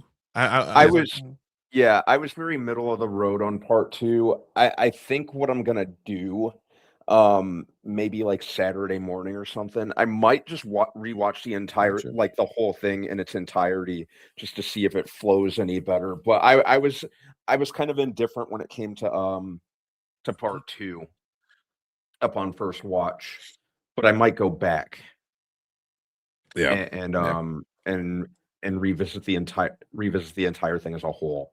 Maybe it'll flow a little bit better. But yeah, I overall I was pretty I was quite happy with it. So, yeah. Serious. I saw Tony's I want to get to, but I saw Travis say this. Eleven's death was clearly a parallel to Hopper's death in season 3, with both of them exploding near a portal to the upside down. Only Hopper makes it out. I think the same is implied here. I can definitely see that. I think I like that. That makes sense. I can see that. Yeah, and I saw the Tony said Stranger Things was good, but I enjoyed weirder objects. That's that Temu version, man. That's the Bollywood version.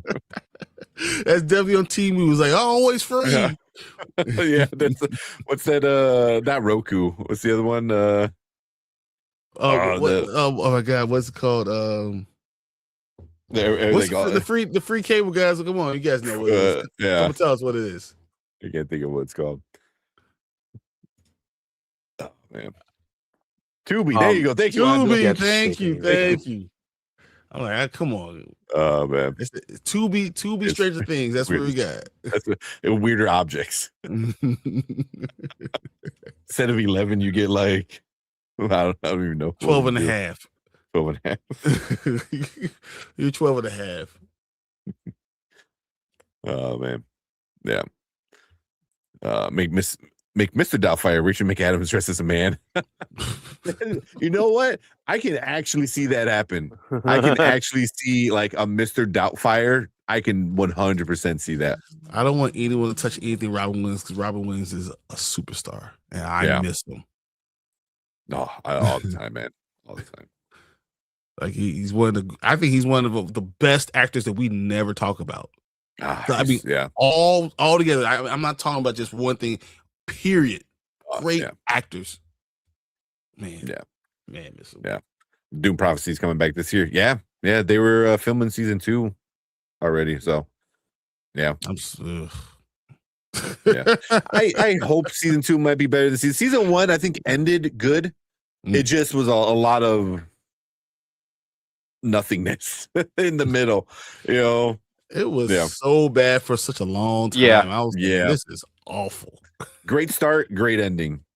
Hopefully they do something with it. I'm not gonna say great start. I was gonna say decent start and great ending, but it was really bad. Like it was. I was like falling asleep, dreading having to watch it. Yeah. Dune Prophecy did not hold my interest at all. Which I hate to admit because I absolutely love Dune Part 1 and Part 2. Yeah, and really looking forward to Dune Messiah at the end of this year.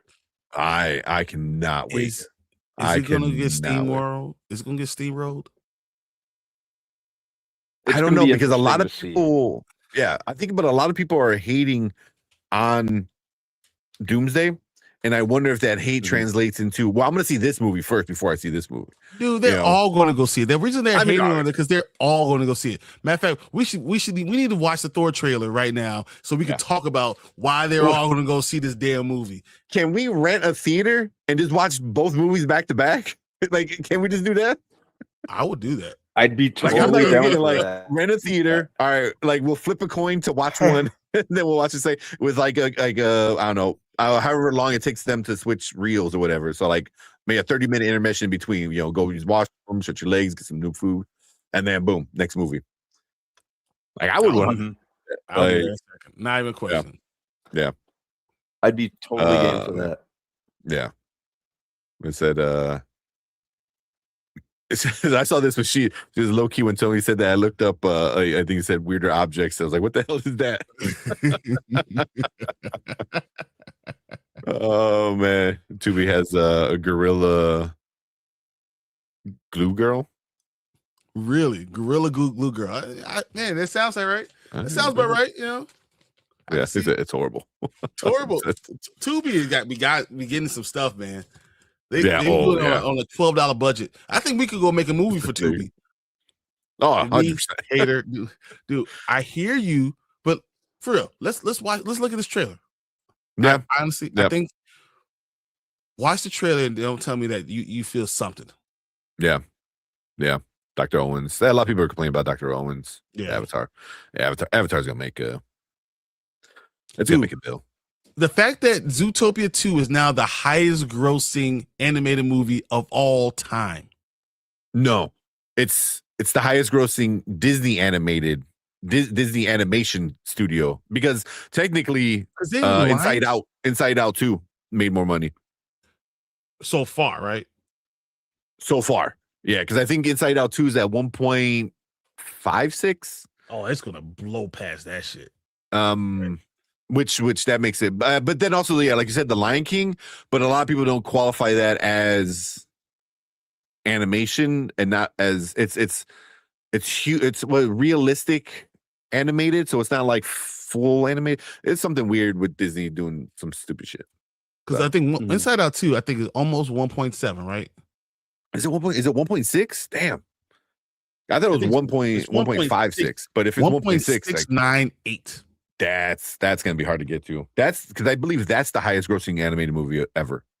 But technically that's a Pixar movie. So for the Pixar side, it's still number one. So Zootopia was just Disney animation. So, but yeah, it's the highest Disney animated one, which is crazy. Like it just shows Disney's still Disney. You know what I mean? It's at 1.468, right? And still going. It's still going.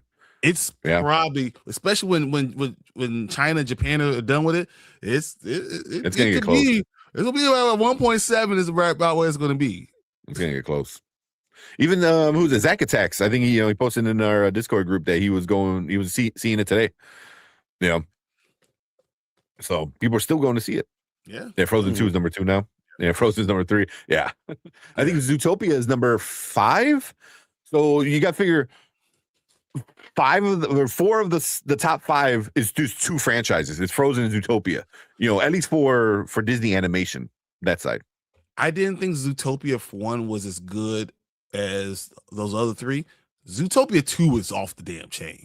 Zootopia was 2 so good. Zootopia 2 was awesome. Was so good. Zootopia 2 is phenomenal. Yeah. Like I can't. Zootopia 1 was good, but I didn't think it was like anything like that. The best thing of anything. Zootopia 2, I will go see that again tomorrow. Yeah, I wound up getting it because they have it. You can rent it at home, I think now, or some shit, or buy it at home, whatever it is. So I got it. So because my son wanted to see it. Yeah, oh man, instantly. Pretty much up until the very, very end, because I think he's a 3-year-old, so he can't sit for more than an hour and a half. But for most of the movie, he was dancing. And then the song played at the end, and he was getting up and dancing, and so. But it's good. How's the Expanse thing going? It's going awesome. We just finished season 3. Season 3 was so good. It was so good. And we finally got to what the Expanse is about. We finally got to the other worlds expanding. Yes. Yeah. Took 3 years to get to the Expanse. Yeah. Can Dune franchise replace Star Wars as the main sci-fi franchise with the modern audience? No. Yeah. No. No. Mama Bear, I got yours. I did get it, and I put it up there. Yeah, Niza 2 is technically the highest grossing animated movie of all time. 100%. That's right. I forgot about that. I don't even know what we're thinking about. Come on. Yeah. It's on HBO, so if you want to watch it, go and watch it. So. Dune sucks. There he is. There it is. He's back. There he is, right? He's back. There it is. Everyone feel everything's right in the world. We're good now. Anzo coming in saying, what he always thinks. It stinks. Yeah. Ooh, you think Mario 2 will be Mario Galaxy will be Zootopia 2? I could potentially see that. Mario Galaxy is gonna just like dominate pretty much the entirety of April. Actually, Ready or Not 2 moved away from it, like because originally it was going to come out like I think like a week after Mario Galaxy, I think, which it wouldn't have stood a chance. So it moved up 2 weeks. I'm like, yeah, they didn't. Fox didn't want that that Mario. No one wants that smoke. No one wants that smoke. They did not want the smoke. I'm surprised DC hasn't said, "Hey, we don't want to be near Toy Story 5." I'm surprised they didn't say, "Let's figure out a better time to release this damn movie." I'd rather go against Masters in the Universe than go against Toy Story 5. Yeah, seriously. So she said, "Stop it." From Tony. Tony redacted it. I don't know if he wants me to show it, but it's funny as shit. It was hilarious. So like on YouTube, he retracted it, but he said Welcome to Derry was dope, but that Welcome to New Hampshire was even better. That's good. That's really good. I thought you were going to say Welcome to Rhode Island. Welcome to Rhode Island. Welcome to Rhode Island. Yeah. Legend of Zelda will blow up. I know it's not animated. I think it's gonna get a lot of people, especially if it looks good. Like we got the first look, I think first picture or something, which it was not bad, but it needs to like look good. It's one of the best stories ever. Oh, Zelda's awesome. I love Zelda. I mean, you can literally pick any video game, and it'll be like really good. Make Wayne's World 3. No way. They're way too old for that. They're way too old.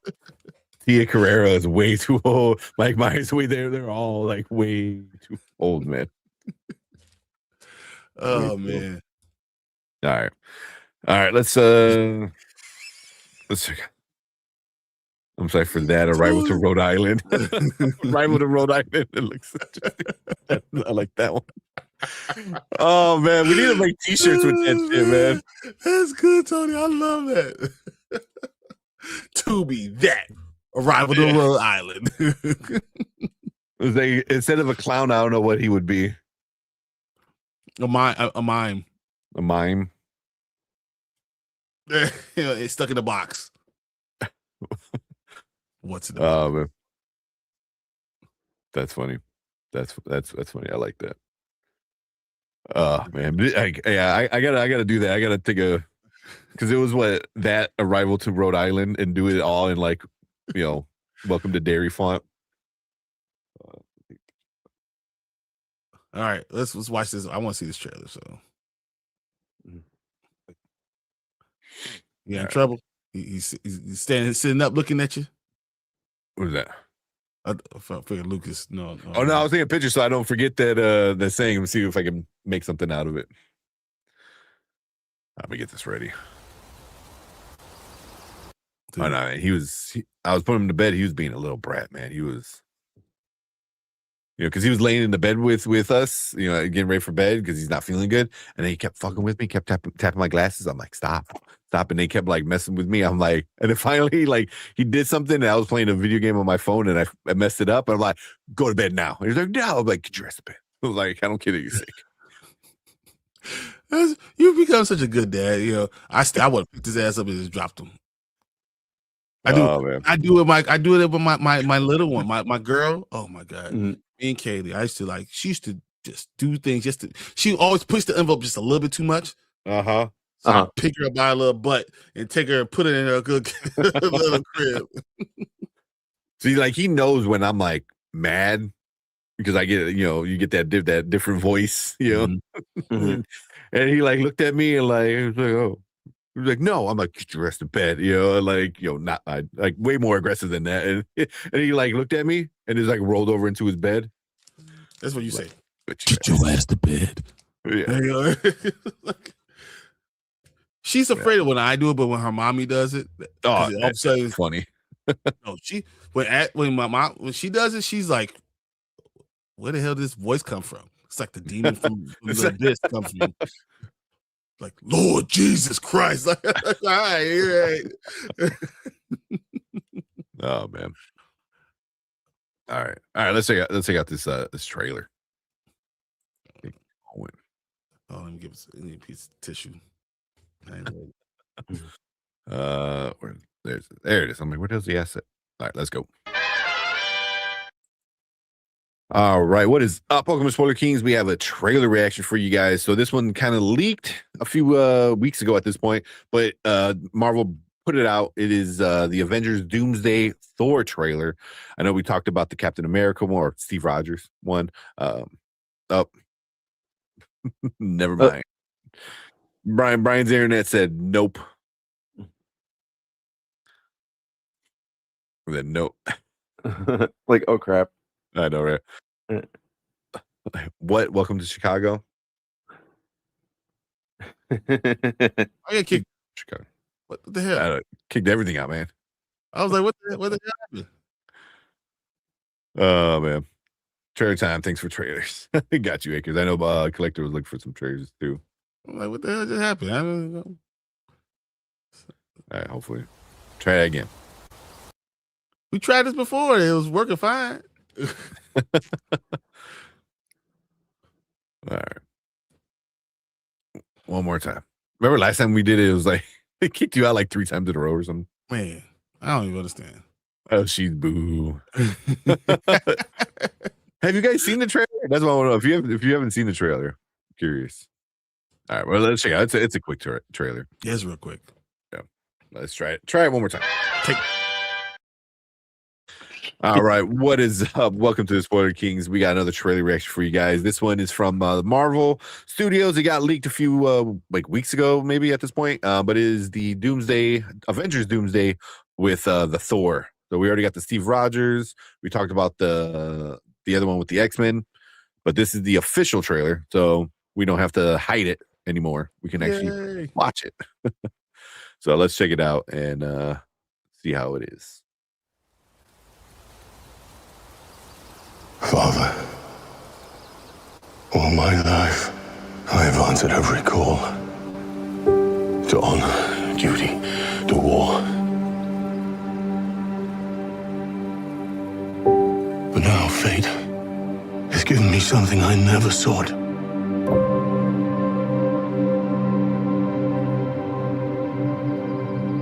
A child, a life untouched by the storm. Lend me the strength of the old fathers, so that I may fight once more, defeat one more enemy, and return home to her, not as a warrior, but as warmth, to teach her not battle, but stillness, the kind I never knew. Please, Father, heed my words.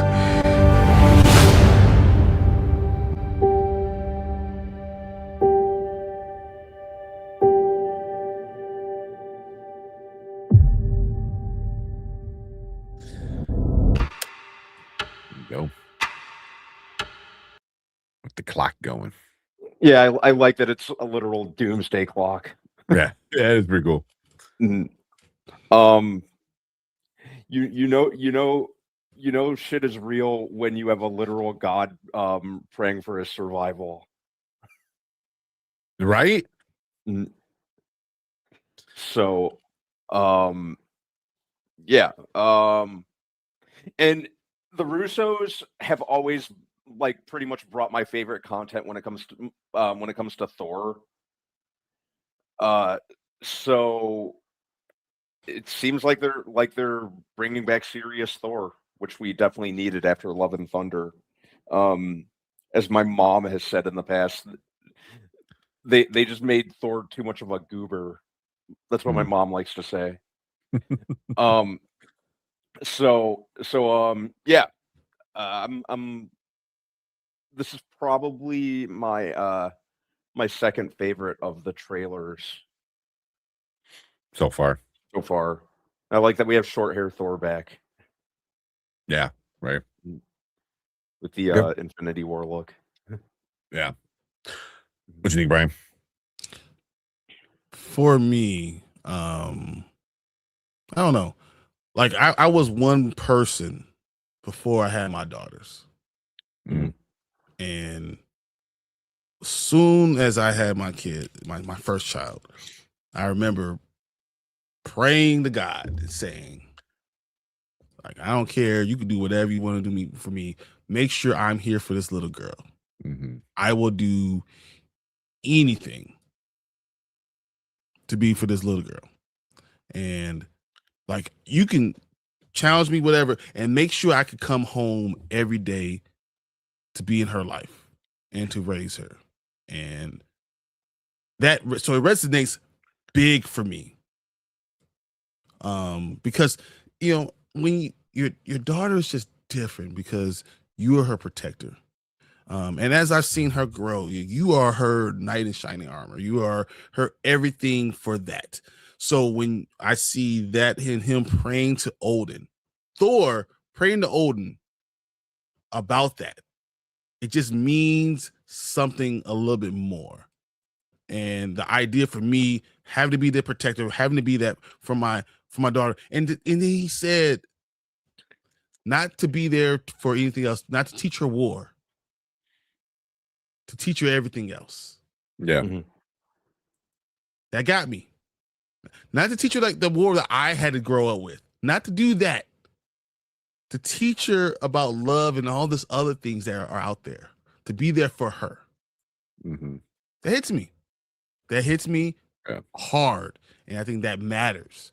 And I think each one of these trailers, this is ingenious what Marvel's doing for me. Because you're going to resonate with one of these trailers.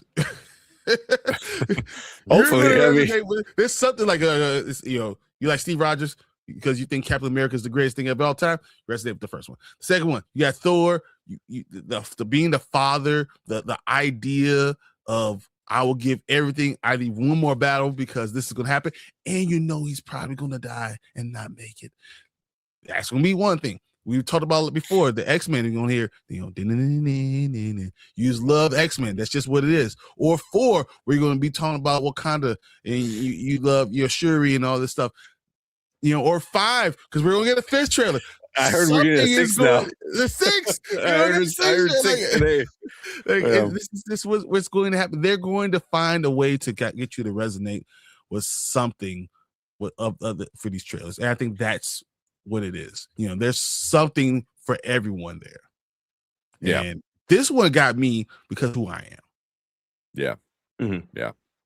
Yeah. This one got me like you said, like becoming a parent kind of thing, especially with you with having daughters, but I like the idea because like he like Brandon said, he's praying to the gods or something like that, but he's specifically praying to his father, his father, and it's like it's like I can't think of the word, but it's like generational almost, where his daughter looks up to him because he's this all-powerful like being, but then he looks up to his dad, like because his dad was fucking Odin, like the All-Father. So it's like, hey, so it's like, help me be a better father, and I'm asking you as my father, like I thought that was like really like so awesome, because and then be the calmness. I've been raised for war, and I'm going to bring her the calmness in her life to beat. Yeah. It's I thought this was a really, really good trailer, and then like I love Ragnarok as a movie. I thought it was great, but Thor as a character, the best version of Thor was from the Russo brothers. Oh, yep. Hands down. Infinity War Thor is the best thing ever. Yeah. I know I'm probably gonna lie here like Fat Thor. I liked Fat Thor. Yeah, I liked Fat Thor because it was like him pretty much on self-destruct mode, that a lot of people were like, oh, he's goofy. I was like, no, he was ready to like give it a quits, but he couldn't, so but like yeah, Infinity War was like the best Thor, and I think we're gonna get that again, but even better possibly too, because there he was angry, he wanted revenge. Here he's like, I need to protect. I need to be the protector, of it. So I think we're gonna get a really cool version of Thor this time around. Yeah, I'm here for it, because this character has been an emotional roller coaster to say the least, man. Like from the first movie to the second movie to the goofiness to the seriousness to Fat Thor to this, like, yeah, man, this is gonna be the best version, I think. I feel like I don't know, Chicago, right? So like I think about when Twister said in one song, was like, I will murder me to murder you. I feel like that's the type of Thor you're gonna get. I will kill myself to kill you to protect her. That's not the world. F the world. I will kill me to kill you to protect her. That means something. That's crazy. Yeah. So yeah, it's a good trailer. Like we only got the 2 official ones out right now. Granted, we watched the leaked X-Men one, which that was super dope. That was awesome. Yeah, that was just awesome. Visually was awesome. And the other stuff that we're supposed to be getting pretty soon too sounds cool. But yeah, but yeah. You guys got anything else with this one? No, just fun. That was awesome. Yeah. I'm exercising I'm kind of tempering my expectations when it comes to this movie, but the Russos have always, like I said, they've always done a pretty good job with Thor, and we kind of needed this version of Thor back, as far as I can tell. looks like they're going back to what Thor kind of needs to be. This is Sheed. She's yeah. So we're gonna get into all the live comments in a minute because you guys are awesome over there. But if you're watching on the replay, hit that like button, hit that subscribe button, come and join us when we talk about trailer reactions like this, other fun nerdy stuff. Be part of this live chat because we're gonna get into it right now. But we appreciate all you guys hanging out with us live. Stick around because we're gonna move on to your comments right now. Yeah, so some of them, like right off the bat, it was Anzo. I feel nothing with these trailers. Like nothing, even with this one. And then she's right behind him. Absolutely nothing. I disagree. I think they're doing a great job with this trailer. This trailer and the X-Men trailer is great. I wonder if it translates to a great movie. I don't know. I think this trailer is fine. It's really, really good. I just don't know if it's going to translate to a great movie. Hitting me on my nostalgia. The characters I enjoy the most. The Infinity War Thor is incredible and should have aimed for the head because he could have ended the whole Thanos thing immediately. Like he could have done this guy is when he becomes Rune King Thor, he's going to kill everything. He will just walk in and just kill everything. I know that what Rune King Thor is. I know how awesome he's going to become. I'm excited for that. Does that mean that Doomsday is going to be a great movie? Not at all. Yeah. What if all these trailers are filmed specifically to be a trailer? Like they're not even. What if all these scenes are not even in the movie? 100%. That would be awesome because I think trailers like that need to make a comeback. I love when trailers shoot footage exclusively for the or when studios shoot footage exclusively for the trailer. Yeah, it's dangerous. I think it is. I mean, it's because you could be setting the wrong expectation. Unfortunately, we're kind of in an age where the entire movie is compressed into a 2-minute trailer. So I think trailers need to show you just enough to hook you. And sometimes they used to do a lot of that in the 80s and 90s. They used to shoot footage exclusively for trailers. Like I said, if that made a comeback, I'd be so happy. Yeah, if Marvel brings it back of all studios. I still would like to see this scene in the movie. I would too. I wouldn't mind seeing this in the movie, but that would be interesting if all these trailers that we're getting, these little mini teaser trailers, are just like, hey, this is the kind of Thor you're getting. You're getting Steve Rogers back. Here's some X-Men stuff. So, I mean, it could. I could definitely see this just being the setup for what the mind frame that all the main characters are in. This is what Thor is about. Thor is about love. He ain't about nothing else. He knows this is the war I'm going to, and I just need to come back to give her the peace that she deserves because that's not what I got. Yeah, I want her to be better than me because that's what every parent wants, right? Every parent wants their children to be better than they are and be raised better than they are, and to have options that they didn't have. That's all you do. All that you work for is to have that for your children. So that's all he wants. And this is just the mind frame that he's being put in. It also creates, I don't know if you talking about Welcome to Derry, fear.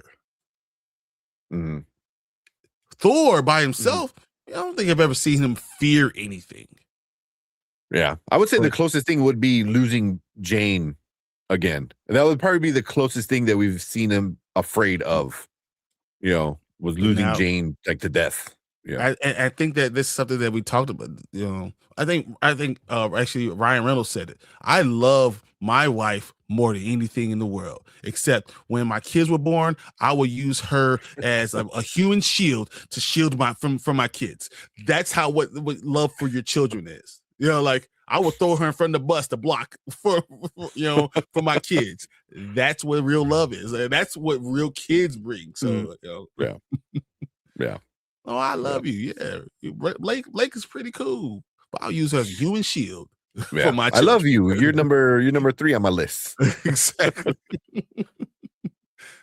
Like it's for real love. Like I'll murder the world and I'll murder you for my kids. It's just what it is. Oh man, Serious Store's back. We got trailers. Oh man, so I want a big soft baked cookie right now with ice I cream. want to. Yeah. You can't just say that and leave. Actually, I do now. have baked cookies upstairs. My girlfriend made some baked cookies, so Man, I might have one later. You make me want to get one now, man. I got the cookie though. Man. I've been staying away. That's all. Here, commence Idaho. I like that. So you say, I'm ready for this. Yeah, it's good. I resonate with Let Me Be the Stillness that she never had. Yeah, that's a good one. That I never had. Oh boy. Savage Hulk and Serious Store. I think that's what we're getting. I think we're getting Savage Hulk back. I don't in think Spider-Man. Can you keep Savage Hulk and think if with Hulk and Thor that we could have Doom be that bad? I think you can't have them both out there. I think you have to get rid of Hulk, or Hulk has to be on the other side. I don't think you can have Hulk and Thor be on the same side and think that any villain will be good. Like there's nothing that you can physically. Well, both of those guys on the same side, you in trouble.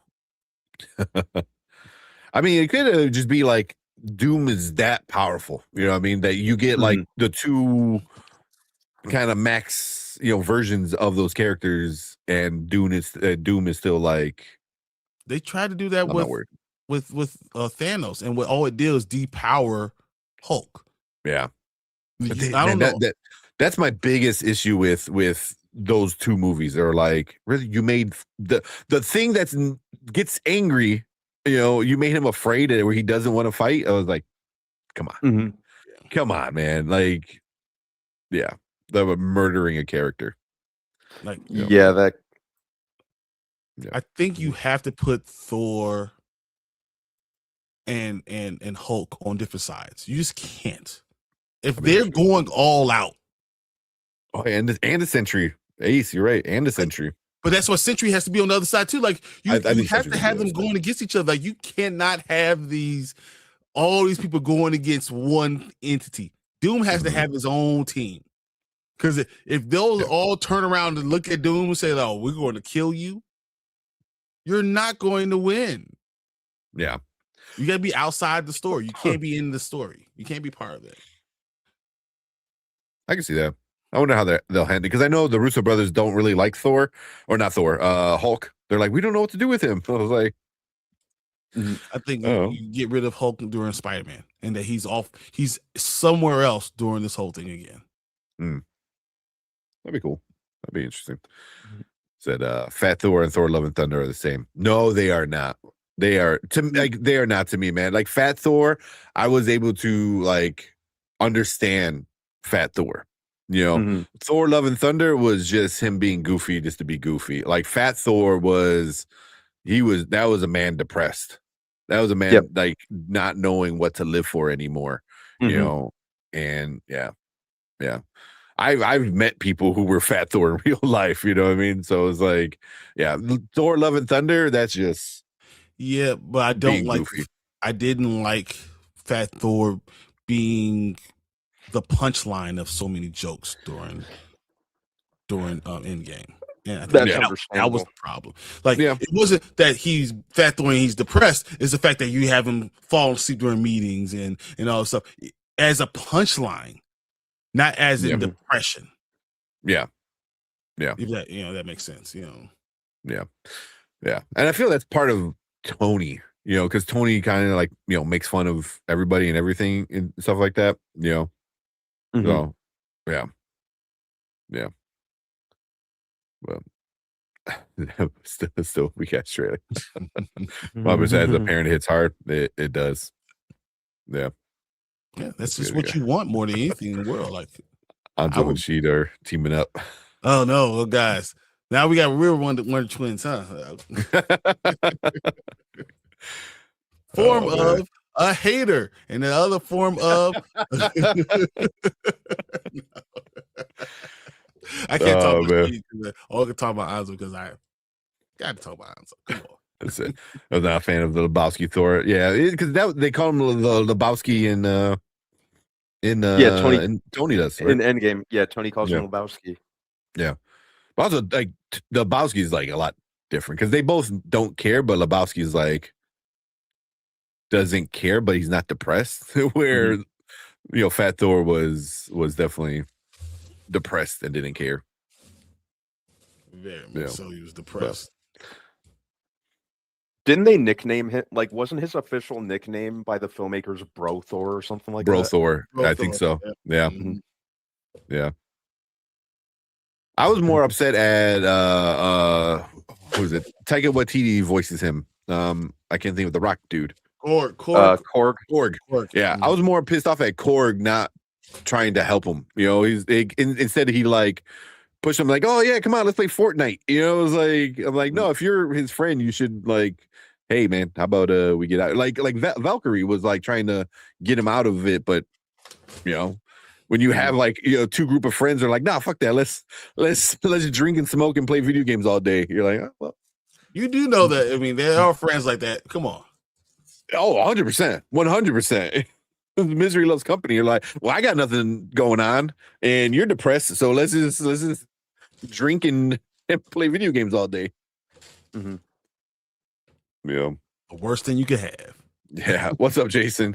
What? Happy New Year's. Wish the best success for lives and reach new heights. We appreciate that, Jason. Same for you, man. Mm-hmm.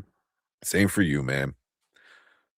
We appreciate that. Also, man, I need Jason on so we can talk about some One Piece because I think you like One Piece because the news came out after 1,150-ish episodes. Season 1 of One Piece is finally over.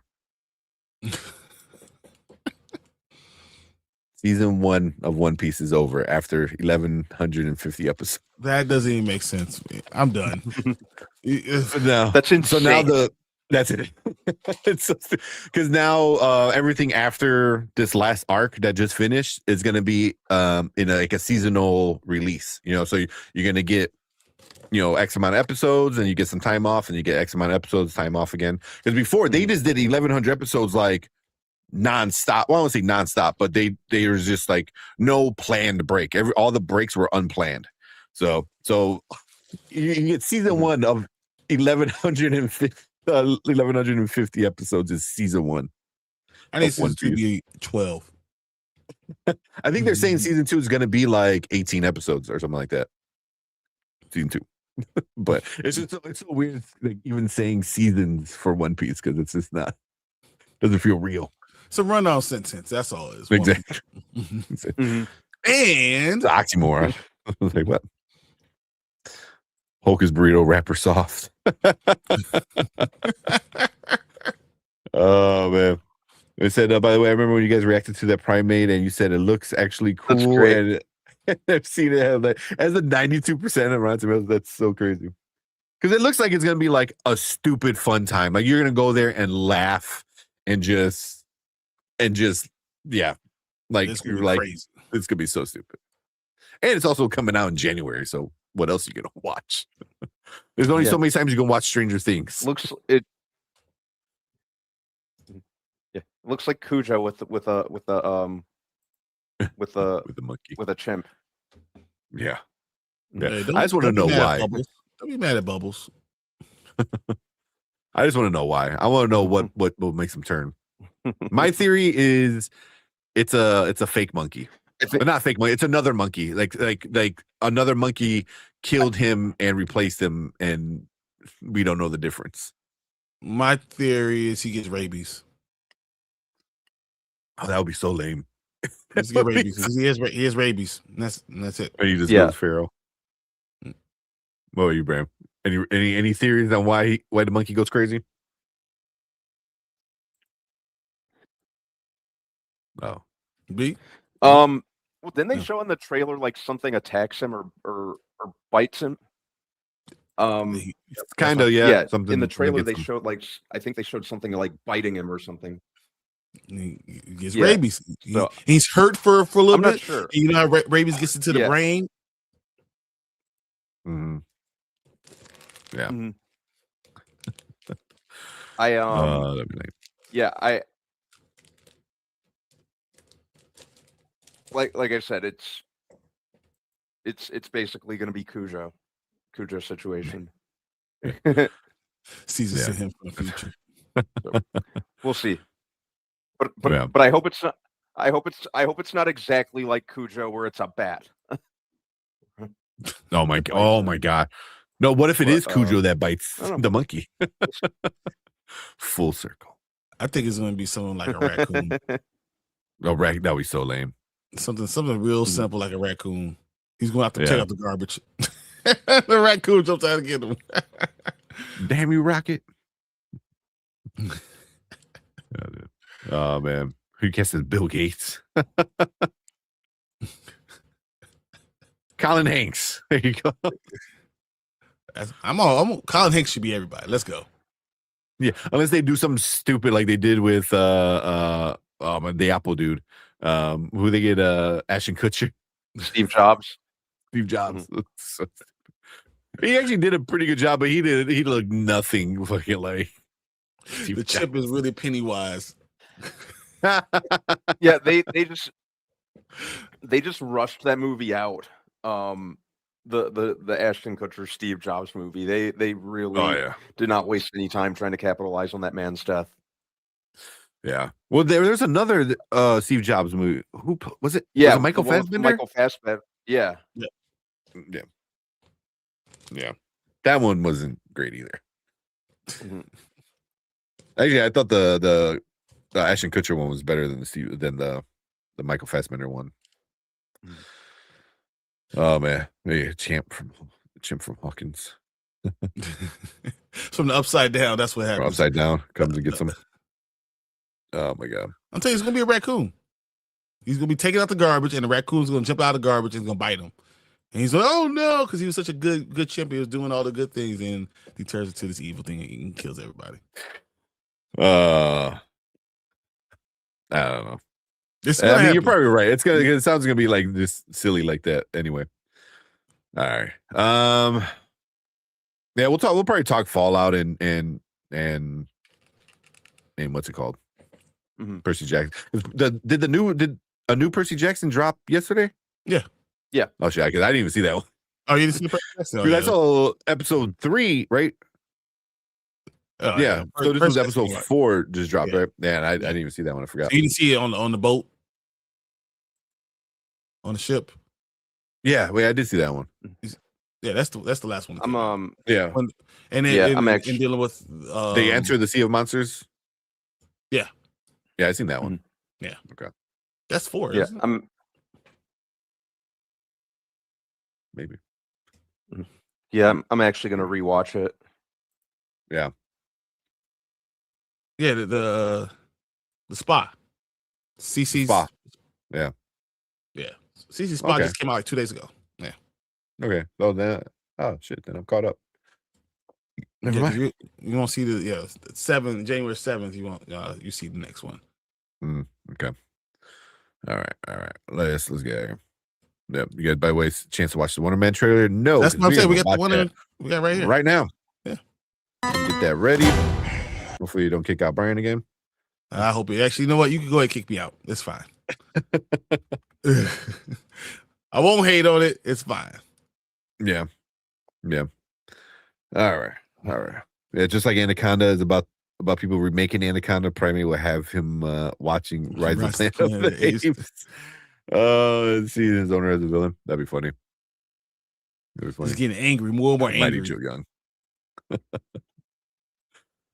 All right. Oh, Asen looks pretty decent. Okay. I didn't know that was possible. Because I'm really ready to hate on this show because it's just like, 100%. what? Yeah, I am. do you even care about Wonder Man? Exactly. Like, literally, I'm ready to hate like she is ready to hate on Doomsday. Doomsday. I'm ready to hate on Wonder Man that hard. Mhm. I'm kind of leaning towards giving it a fair shot. If it's good, I'll admit it. Yeah, I'm gonna Yeah. watch it. Mhm. Watch it. I wouldn't send it if it was trash. Oh, is that the one Mama Bear sent? Yeah. Okay. Cool. Let's check it out and let's see. All right, what is up? Welcome to Spoiler Kings. We got another trailer reaction for you guys. This one is the new trailer for the upcoming Disney Plus Marvel show, Wonder Man. Yahya Mateen Abdul. Abdul Mateen. Simon. Yeah, Abdul Mateen. There you go. He's playing Wonder Man. He's playing Simon, whatever. But the first trailer we didn't really care about, so kind of curious to see what the second one is, because is it gonna do anything for us? Yeah, we'll see. You know, I'm ready to hate. We'll see. I know some of you guys in chat are saying it's not too bad, so I don't know. From an Oscar-winning director. This is the world. It's everything. If I get this close and I miss, I'm gonna need you to sign this to confirm you don't have superpowers. yeah. I need to be in this movie. I was born to play this character. Acting is the sum of everything you've experienced. The joy, sadness, loss, heartbreak.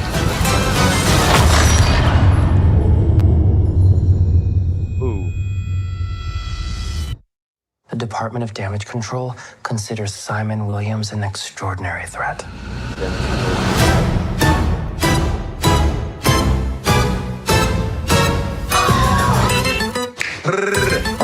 What?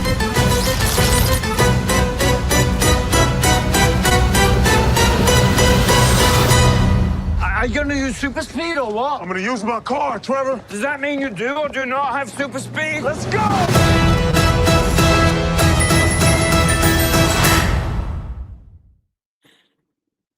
Okay. Huh. Very different from that last trailer. Yeah. I'm kind of.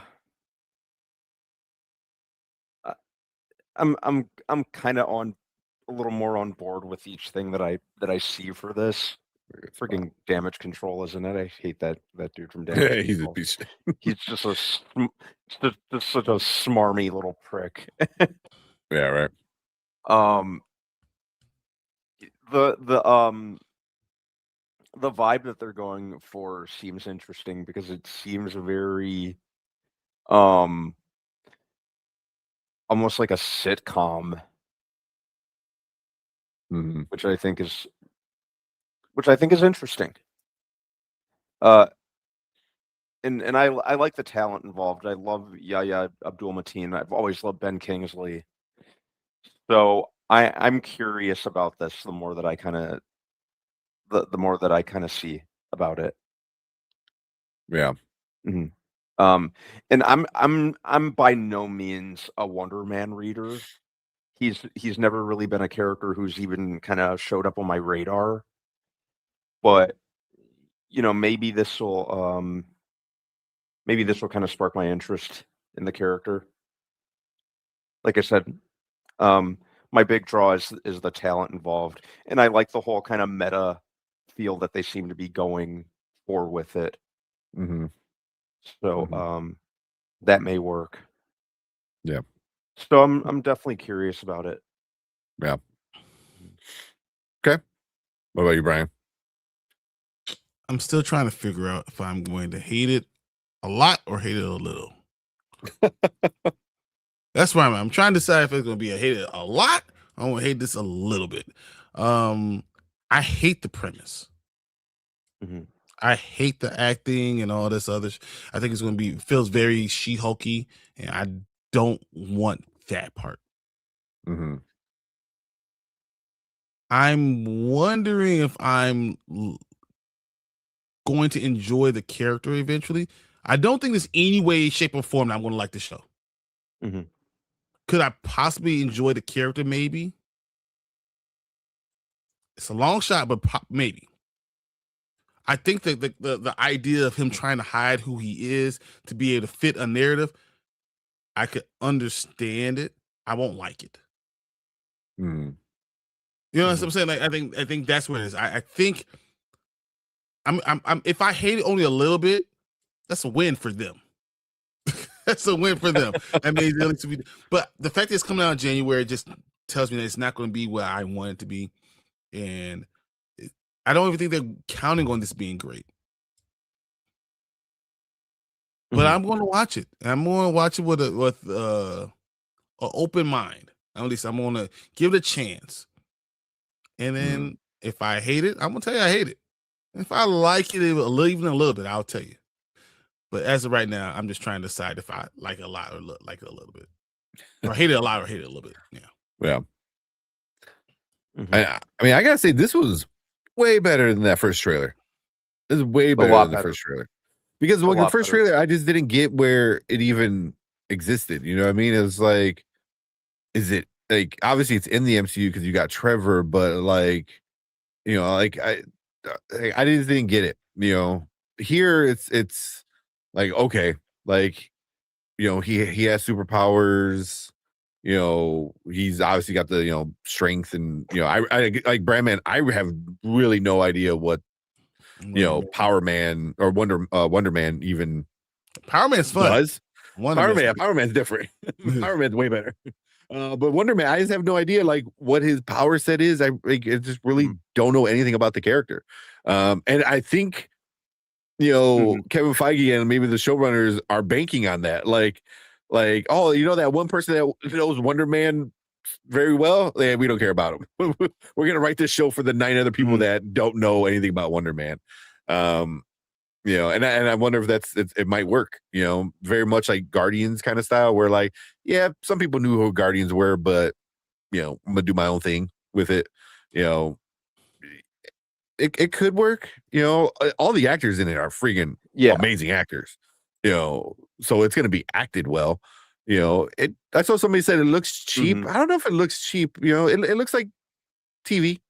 You know, it's not like high budget Avengers movie, but it's not like soap opera. You know, so it looks interesting. Yeah, I'm more interested now. Seems like they're going for it looks like they're going for intentional camp with it. So sometimes I kind of like stuff like that. Yeah. Like I said, I kind of like that they're going like the sitcom, almost like situational comedy approach to it.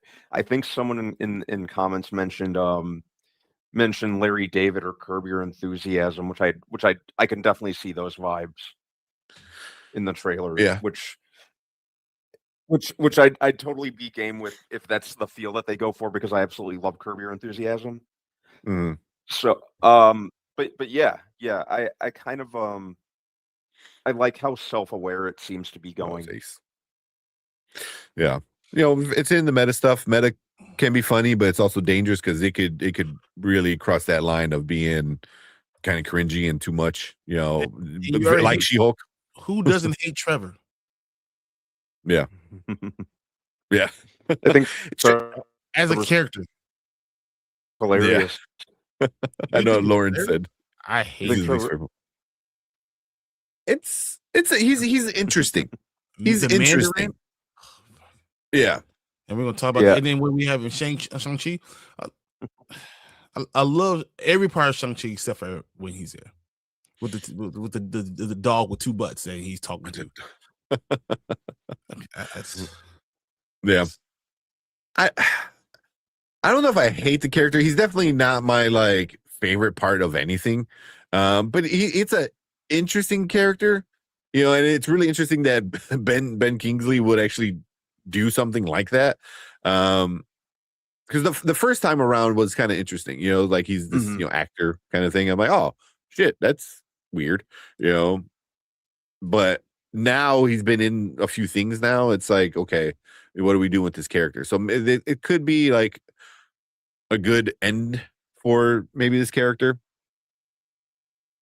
I don't know. I'm not saying this is gonna be a great show by any means. You know, can it be? Hopefully, is it better than She-Hulk? It looks like it is.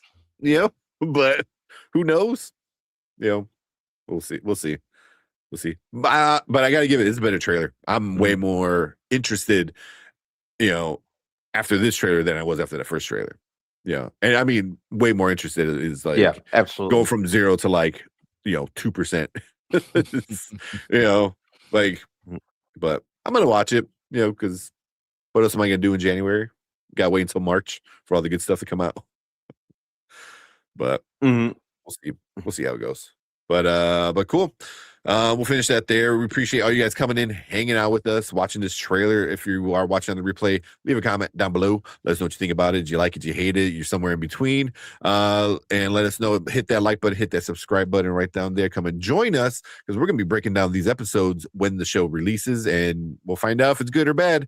But we appreciate everyone in the live chat. We want you guys to stick around because we're going to get into all of your comments right now. All right. Hey, you guys are going crazy in comments. Right? Let's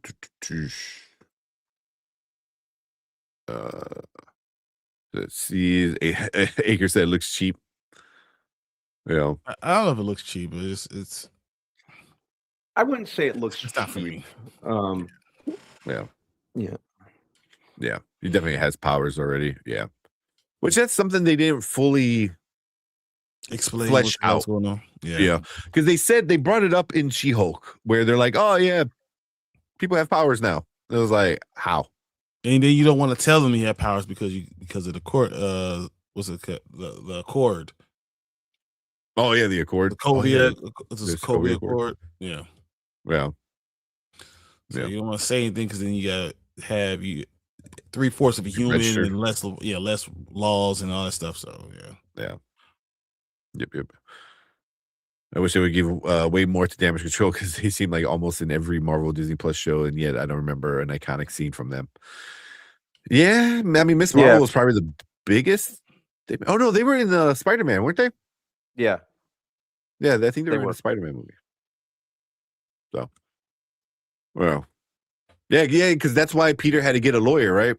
And then he got Daredevil as his lawyer. Yeah. Mom Bear said definitely on board with it. Hey, Mao, you were already on board with it. good with Just yeah. But I would say this is a better trailer. Yeah. Okay. If Larry David did superhero show. That's what B said. Man. Let me go. I'm gonna get some scissors. I'll be right back. Okay. These things ready before we leave. Show off what you got. I have a feeling that Wonder Man might be considered a mutant. Ooh, I like that. That's interesting. I like that. Maybe start introducing the idea of mutants because right now it's just Miss Marvel and Namor are the only mutants, right, in the MCU. So at the moment, introduce more. Yeah, I don't think there's anybody else yet. So I like that. The Kitchen Island break. That's cool. That's cool. Kind of curious to see what triggers him to kind of lose his cool. So the Grizzly strikes again. Love it. Oh, this thing's already better than She-Hulk. I think so. She-Hulk. Oh God, that's so much potential. I didn't mind She-Hulk. I thought it was okay. But I'm biased. I really, I like the actress. I like Tatiana Maslany. I've been a fan of hers ever since Orphan Black. Yeah. So she ain't coming back. She already said she ain't working with Marvel. No, she said she's done. Or with Disney. Which is too bad. Yeah. Yeah, it sucks. Which is too bad. I really like her. Yeah. She's a great actress. I thought she was she did fine as a She-Hulk. But I heard she's pretty much all finished. Yeah. Lawrence, I'm gonna save that question for when Brian comes back because I have all of us do it. It's gonna be a sleeper hit. Possibly. I mean, I'm not gonna say no. Marvel. When they do something good, it's usually pretty good. So, I think Spider Noir is gonna be top of the Marvel TV show. Yep. Yeah. Oh yeah. Nicolas Cage too old for the character. I mean, he's too old for a lot of stuff, but it's Nicolas Cage. What are you gonna do? Yeah. The character from the comic book is interesting because he ties heavily with Vision. Yeah, that's right. It's him. There's like this like weird love triangle thing with Wanda, right? Something like that.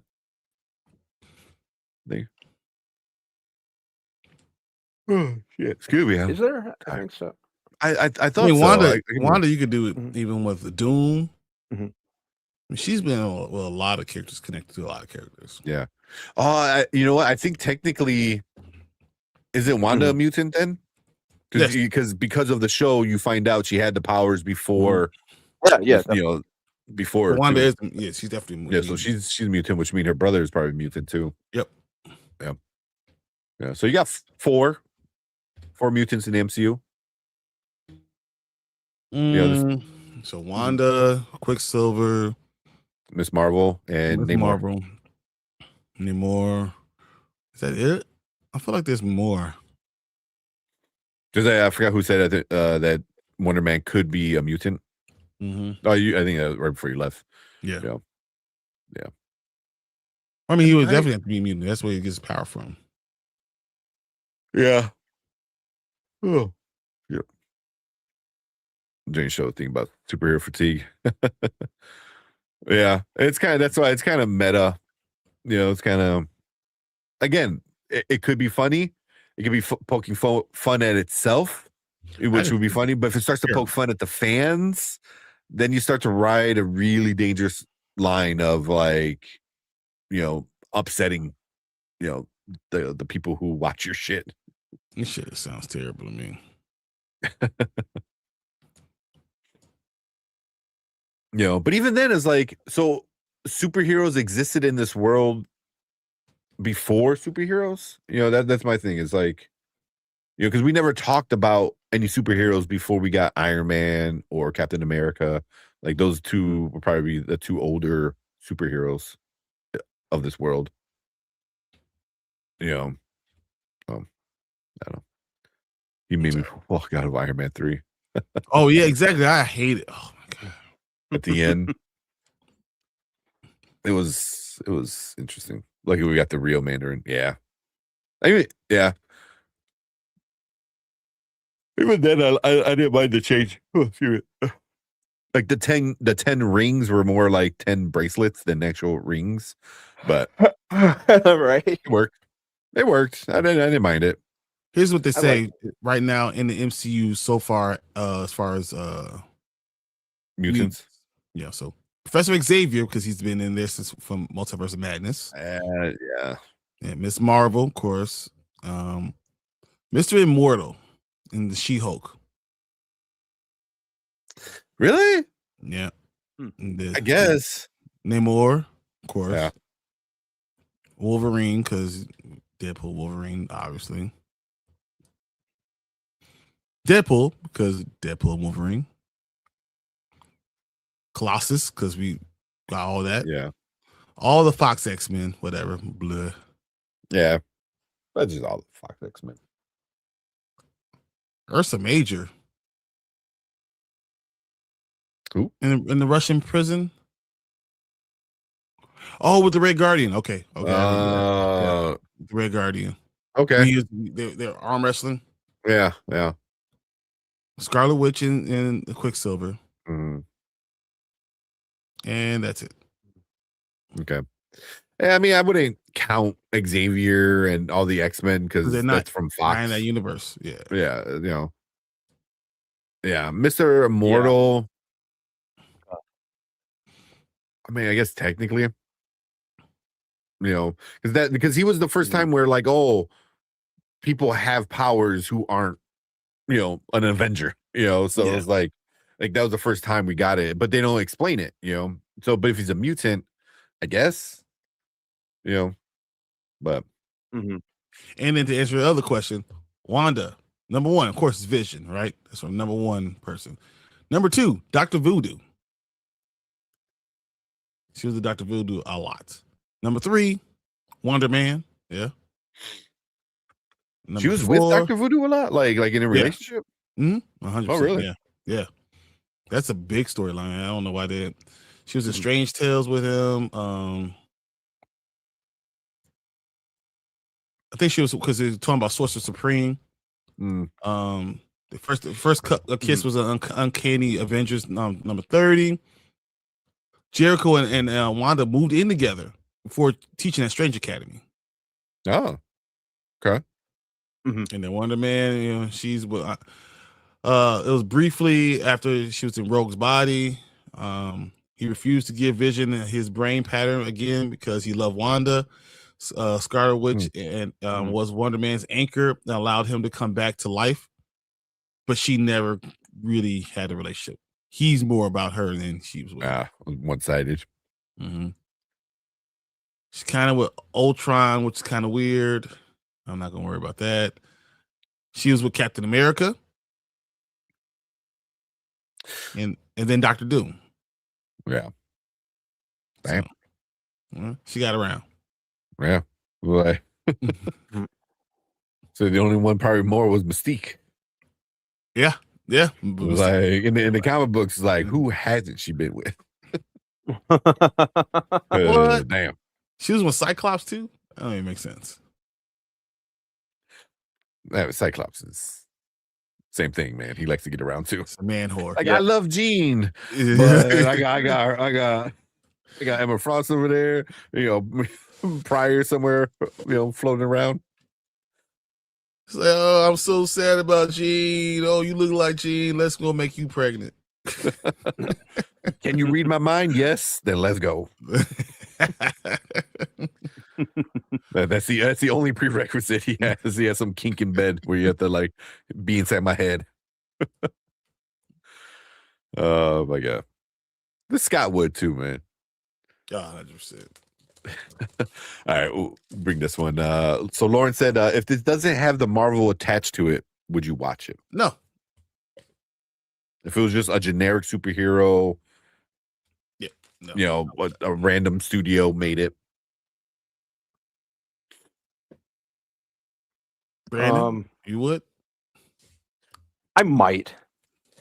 I might give it a fair shot, just because I like Abdul Mateen. So even if it wasn't under the Marvel banner, because I enjoy his work, I enjoy him as an actor. I'd probably give it a shot just on account of that. Him and Ben Kingsley. I respect so, that. Yeah. I would say if it wasn't under Marvel, it was an independent, a brand new character, I think it would probably get more excitement behind it. Because it would get less hate. I don't know. It would get less hate. You know, but you got to figure like, because if it's not Marvel, you know, and it would be like independent, so it would be like a new thing. You'll get a new character for one, you know, played by Yahya, who's a great actor. You know, you get like a story making fun of Marvel, you know, because of the whole superhero fatigue, which that alone will get a bunch of people on board because they're like, yeah, F Marvel, I'm there with you, you know. So I think if Marvel wasn't attached and this wasn't like a race swap character, and this was if it was a brand new character, if it wasn't a race swap character, yeah, okay. I you said think Marvel, so my immediate thought was if it was DC, would I have the same thing? Well, to me, like I just thought like if it was an independent, if it was just standalone, unknown, standalone, a new company, then I would definitely be all over it. If it was standalone and this wasn't a race swap, I would be all over it because I mean, like if you took away the Marvel stuff on it, yeah, exactly. Man, it's fucking. I love it. Like, you know, like come on, I'm not sure if that's what you meant, Lawrence, but that's how I took it. Was like you take away the Marvel stuff, you take away, you know, the Wonder Man, you know, previous mythos and backstory and stuff like that, and it's just a new character. Just I don't know, whatever. Brightburn. Brightburn is not a good example because the movie is not great. But I get what you're saying. Like it's something different. You know, it's like what if Superman, you know, was a little bastard instead of a good boy. You know, but I think it would probably get a little bit more love. You know, just for what it is. But also I probably wouldn't make any money and get any views because it wouldn't have the big name Marvel attached to it. You know, I'm trying to think of like A24 made this, you know, with a new character and stuff like that. Maybe if Image Comics and A24 merged together to start doing superhero movies. Yeah, just like brand new superhero, random kind of things. You know, it'll probably be all right, but it's not gonna make money in theaters if it were on theaters or even on like Apple TV or some shit. What if Apple TV decided what they wanted to do this, making fun of Marvel? It'll probably get some views, you know. But yeah, it would. It would. Yeah. So I don't know. I mean, everything they're doing right now is Marvel making fun of itself, where people are like, oh, whatever. It's it's very meta. You know, the race swapping thing. You know, a lot of people are upset about that. Because of what Wonder Man is, you know, it's supposed to be an ex-con and all the other stuff, which I don't know if it seems like they're even going with right now. So it doesn't seem like it. It doesn't. But you never know. I mean, it could be. It could be like he's trying to change his thing, because because technically Trevor is the next con, you know. So maybe that's how they bond, you know. They're both ex-cons, you know. I don't know, you know. So I mean, that makes sense. That's a really good question, Lawrence. That's a really good question. I don't know the answer to that. It probably would give it a chance. Yeah. That's why I wanted to save it for when Brian came back, because I was kind of like interested in. I'm saying, talking about that one. Thinking about it, you're probably right. I probably would. You know, I probably would say. Yeah, I mean, that'd be a brand new character. It would, you know. Didn't want to have any other backstory, like, because like I love the comic book. Remember, I go Concrete Comics has Acolyte, right? And so I love. So if it was a story like Acolyte, and they're doing a show about like that, I just don't like the slapstick part of it. A lot of it, to me, making fun of it is not something I want. But would I give it a chance? 100%. I would. Would I give it much negative? I wouldn't give it any negative, probably. Yeah, but I feel like if it wasn't a Marvel movie and it was based in like a world where Marvel and DC have been around, and you're like, oh, everyone's tired of seeing comic book movies, of Marvel movies, so now you're an outside company making fun of Marvel. I feel just that alone would bring in a lot of people, because then it's not as meta as it is when Marvel's Like making fun of real itself. world. Yeah, more real world. Yeah, you know, so yeah, I don't know. That's why, like, your initial thought is like, oh no, I would probably still hate it, but it also is like, well, I don't know. I mean, you would lose a lot of the attachments, you know, that Marvel, like the boys, exactly, Lawrence. You know, you'll get something like that. A-Train. It feels this is about A-Train. How would I feel? Yeah. So yeah, that's a good question. That's a good question. I hope somebody does something like that, you know, that does, you know, we started to get it a little bit with Unbreakable, right? Is that what it's called? Yeah. We got that, you know. So I don't see a lot of slapstick in it. Well, anytime you see Trevor, I mean, that, and then you have more of that stupid kind of, just that character is slapstick. That's just what he is. Yeah.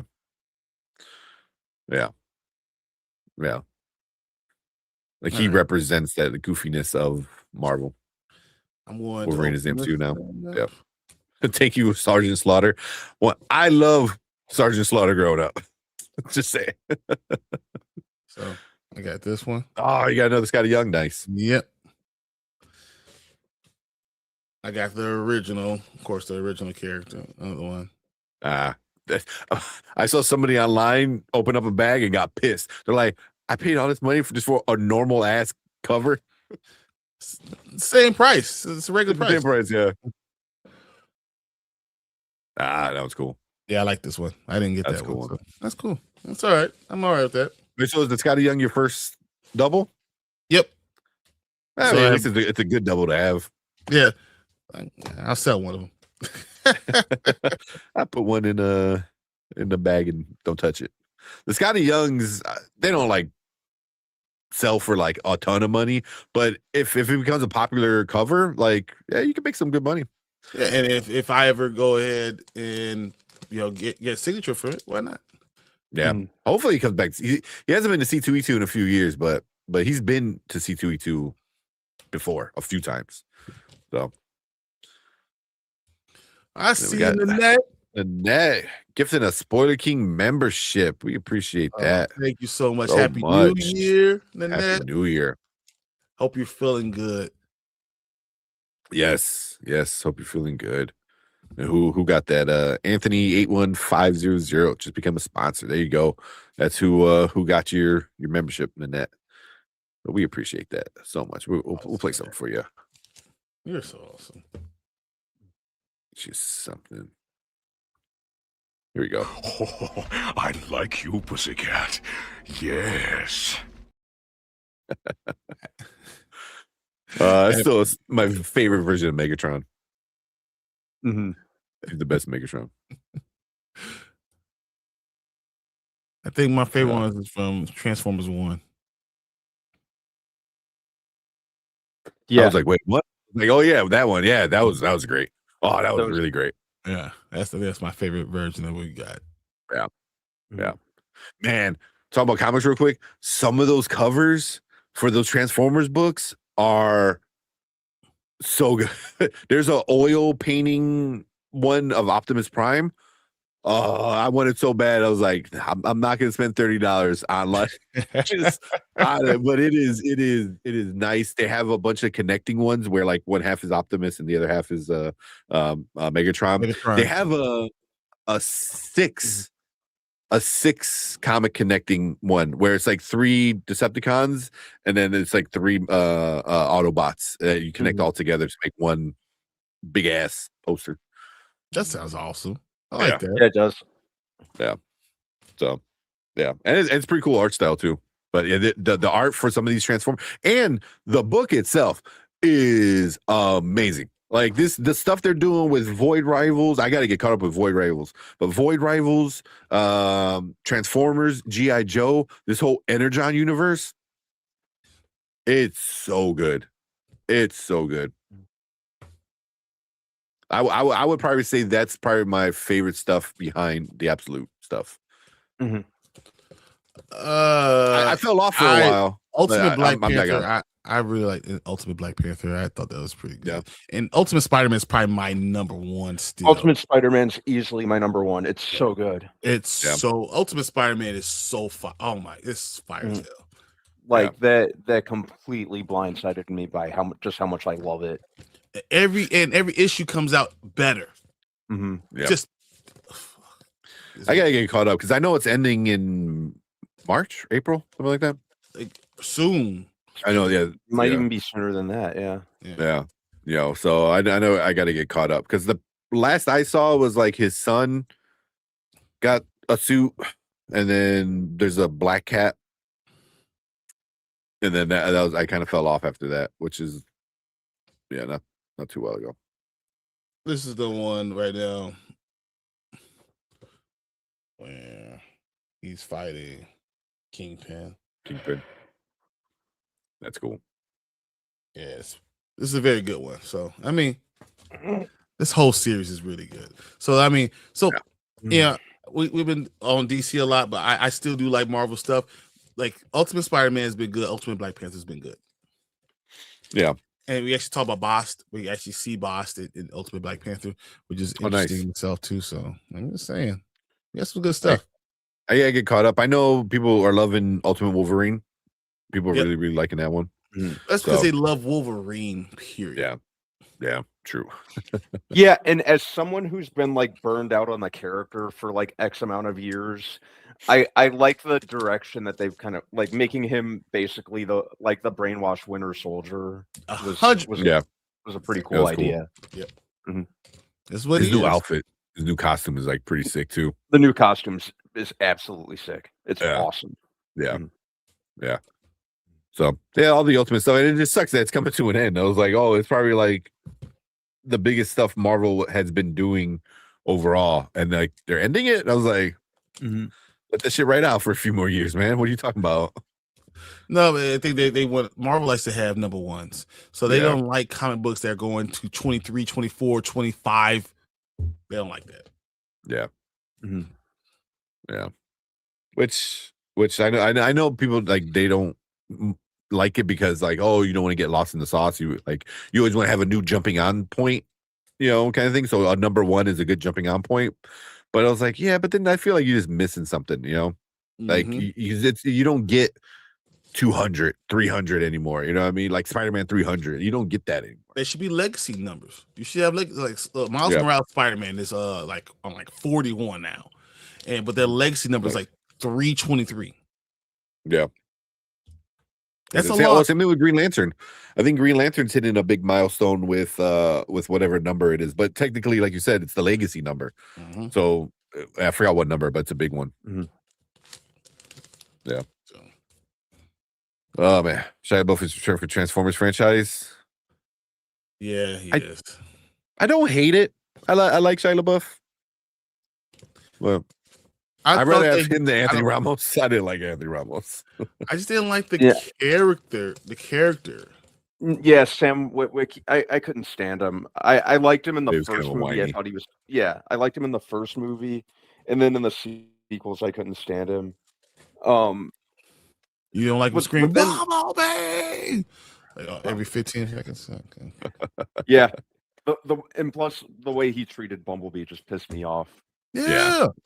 Kept him in he was legit he was legit keeping Bumblebee in the garage like a dog in the second movie. Yeah.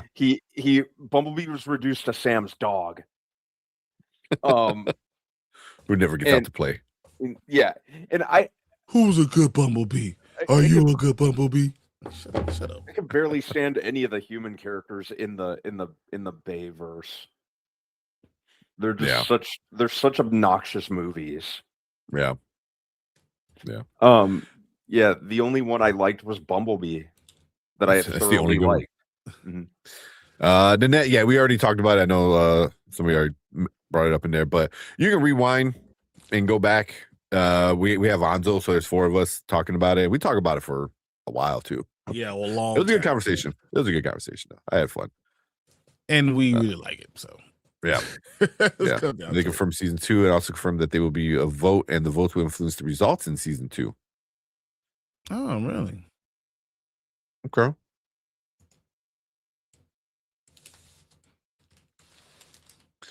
I like that. So that I might have to check out the G.I. Joe Transformers together again. That and Void Rivals. Void Rivals is a big connecting tissue for a lot of it, but it's the whole Energon universe they're calling it, and it's Robert Kirkman, who did Invincible, who did Walking Dead. He's in charge of pretty much this universe. So I forgot. I think he's writing Void Rivals. Is he writing? Yes, he does. Transformers too, or no? I don't think he is. No, just Void Rivals. It's because it's connected tissue. Yeah, but he overlooks everything. Like he's like the Kevin Feige of this kind of this universe thing. The only thing independence I've been reading recently, besides The Expanse, has been Void Rivals, Transformers, and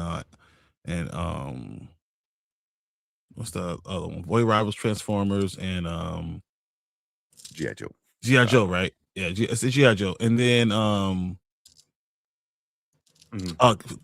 Thundercats. Ah, okay. Yeah, I've been paying attention to that too. Thundercats. That's funny. Oh, well, I guess in the Teenage Mutant Ninja Turtles too. So yeah, but that's only how many? It's gonna be 6 or something like that. That's a limited run. Yep. So it's not like crazy. Yeah. Who writes? Joshua Williamson writes the G.I. Joe, and Robert Kirkman writes Transformers. He does Transformers. I thought he did Void Rivals. I know he does that too. And Dan Mora, that's probably why. Dan Mora draws Transformers. Oh yeah. So I like that. A lot of people like beautiful. So no, I like the beautiful, but it's different. I understand people not liking it. I mean, everyone's got their own kind of thing. Who writes Void Rivals then? It is Rob Kirkman. Yeah. So Kirkman's doing Void Rivals and Transformers. Transformers though is fucking sick. It's so good. So recommend it. How are those new Masters of the Universe comics going? I have them. Only 2 issues are out, right? Yep. Yeah, I'm waiting on I'm waiting on the third one. I actually really like it so far. I really like the animation in it too. Isn't that the problem though? Is some independents, they don't come out on time. Yeah. Yeah, they don't do like a I would say a monthly release. Like a lot of times you get. They release it when they can. Mhm. Yeah. Some will be like 2 in a month. So like The Expanse, I've gotten 2 in a month, but it's Boom Comics, so I know that they got money behind it a little bit. Image is the same way where they have a little money behind it. But there's some that just don't. Children of the Black Sun just stopped. Just stopped. Yeah. You know, loving the whole series just stopped. You know, and it's one of those things. You know, when they stop wanting to produce the comic book, the storylines just ends. Yeah. Trying to look. When did that first Masters of the Universe come out? The remake, it's only maybe, I'm gonna guess September, October. Oh, here I found it. I think it was October, right? October, yeah, man. September. September. September was issue 1. So September was issue 1. November was issue 2. January 14th is issue 3. You see what I'm saying though? And then January 28th, issue 4. And then March 25th is issue 5. That's the next release. That's crazy. You go bi-monthly, and then all of a sudden you get 2 dropped in the same month. What? Yeah, and then you skip in February and most of March, and then it comes out the end of March. So it's like you're going like 2 months. So that makes no sense. But again, it's a Dark Horse Comics, so they release it when they got it. Kind of, yeah. Yeah. If I was going to read them, I'll probably pick them all up in late February. Catch up, and then by the time you finish with it in March, you'll be able to catch up right to the next story. Yeah. Yeah. You know. Yeah, I don't know if they're hard to get though. Because sometimes they sell it. I don't think Masters of the Universe is selling out anywhere, but you never know. No, so they were sold out in the comic book store. Were they? Yeah, but if you didn't, they're sold out if you go the day after. If you go on a new comic book day, you're good. Yeah. Or if you got a comic book store, just call them.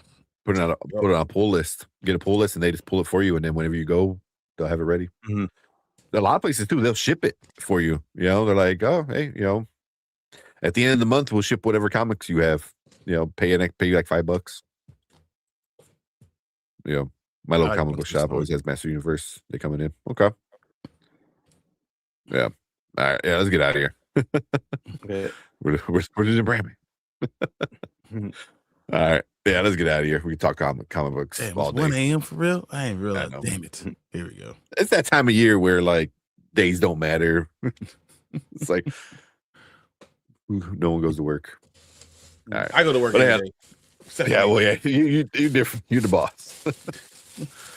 Let's get out of here. We appreciate you guys. We'll be back Saturday with Brian and Anzo with the rewind, and then we're gonna start season 4 of The Expanse on Saturday. Let's go. I'm excited. I'm excited to see what happens next. Super excited. Oh, yeah, it's gonna be real cool.